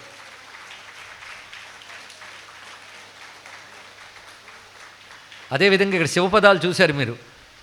ఇవాళ నిన్న కూడా కలుపుకుంటే దాదాపు 8 ఇవాళ చూశారు మీరు. కానీ ఇవి 1000కి పైన రచించిన కీర్తనలు, వాటిలో 400 పైన రికార్డ్ అయి బయటకు వచ్చాయి. పెద్దవాళ్ళందరూ గానం చేశారు, సంగీత స్వరపరిచి. పుస్తకంగా కూడా 400 పైన పాటలు వచ్చాయి. అయితే చదివే సాహిత్యం మాత్రమే కాదు, ఆలోచించే అంతరార్థాలు ఉన్నాయి కనుక ప్రతి పాటకి వ్యాఖ్యానం రచించడం జరిగింది. శివపదం ఆలోచిస్తే సాహిత్యం, పాడితే సంగీతం, ఆడితే నాట్యం. అది శివపదం యొక్క తత్వం. అది శివపదం పాటలు చదివి అర్థం చేసుకోవాల్సిన అవసరం కూడా ఉంది కనుక ఇప్పటికి 3 సంపుటాలు విడుదలయ్యే శివపదం 1, 2, 3. ఇందులో 400 పైచిలుకు శివపద గీతాలు ఉన్నాయి. ఇవి సంస్కృతంలో, తెలుగులో కూడా వ్రాయబడ్డాయి. వాటి కింద భాష్యం ఉంటుంది. శివుని అన్ని మూర్తులు, శివ పూజా విధానాలు, శివతత్వములు, జీవుడి వేదన, జీవిత తత్వం అన్నీ గీతాలుగా చెప్పబడుతున్నాయి. ఇవి కూడా ఋషిపీఠం స్టాల్ దగ్గర లభ్యమవుతున్నాయి. ఇలాంటి విలువైన పుస్తకాలు మీరు స్వీకరించవచ్చు. అదేవిధంగా ఋషిపీఠం మాసపత్రికకి మీరు ఇంకా నెల నెలా తెప్పించుకునే పద్ధతిలో అనుబంధం ఏర్పరచుకోవచ్చు. మరొకటి, ఇప్పుడు మోడర్న్ టెక్నాలజీ ప్రకారంగా సమన్వయ సరస్వతి అనే యాప్ను రిలీజ్ చేసింది ఋషిపీఠం ఈ మధ్య. సమన్వయ సరస్వతి ఈ యాప్ ద్వారా ఋషిపీఠం యాక్టివిటీస్ అన్నీ కూడా మీరు డౌన్లోడ్ చేసుకుని ఎప్పటికప్పుడు ప్రవచనాలు కూడా వాటి ద్వారా వినవచ్చు. ఇప్పటి వరకు వచ్చిన ధ్వనిముద్రికలన్నీ, ఆడియోస్ అన్నీ అందులో లభ్యమవుతాయి. ఏమైనా కొత్త పుస్తకం విడుదలైతే చాలు మీకు ఇన్ఫర్మేషన్ వస్తుంది. అన్ని ప్రవచనాలు వాటి ద్వారా వినవచ్చు. సమన్వయ సరస్వతి యాప్ గుర్తుపెట్టుకోండి. స్వస్తి. మంగళం కౌసలేంద్రాయ మహనీయ గుణాత్మనే చక్రవర్తి తనూజాయ సార్వభౌమాయ మంగళం. వేద వేదాంత వేద్యాయ మేఘశ్యామలమూర్తయే పుంసాం మోహనరూపాయ పుణ్యశ్లోకాయ మంగళం. శివపదాలు పాటలు విని చక్కగా కొరియోగ్రఫీ చేస్తున్నారు. ఇది వాటి అర్థం కూడా తెలుసుకుంటే మరింత ఆనందంగా చేయవచ్చు కనుక చక్కగా నృత్య రూపకల్పన చేస్తున్న సంధ్యామూర్తి గారికి ఈ 3 సంపుటుల్ని ఋషిపీఠం కానుగ్గా ఇస్తున్నది.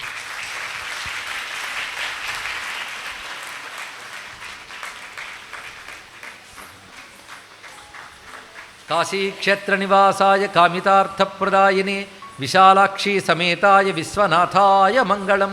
శ్రీమద్రమారమణ గోవిందో హరి గోవింద.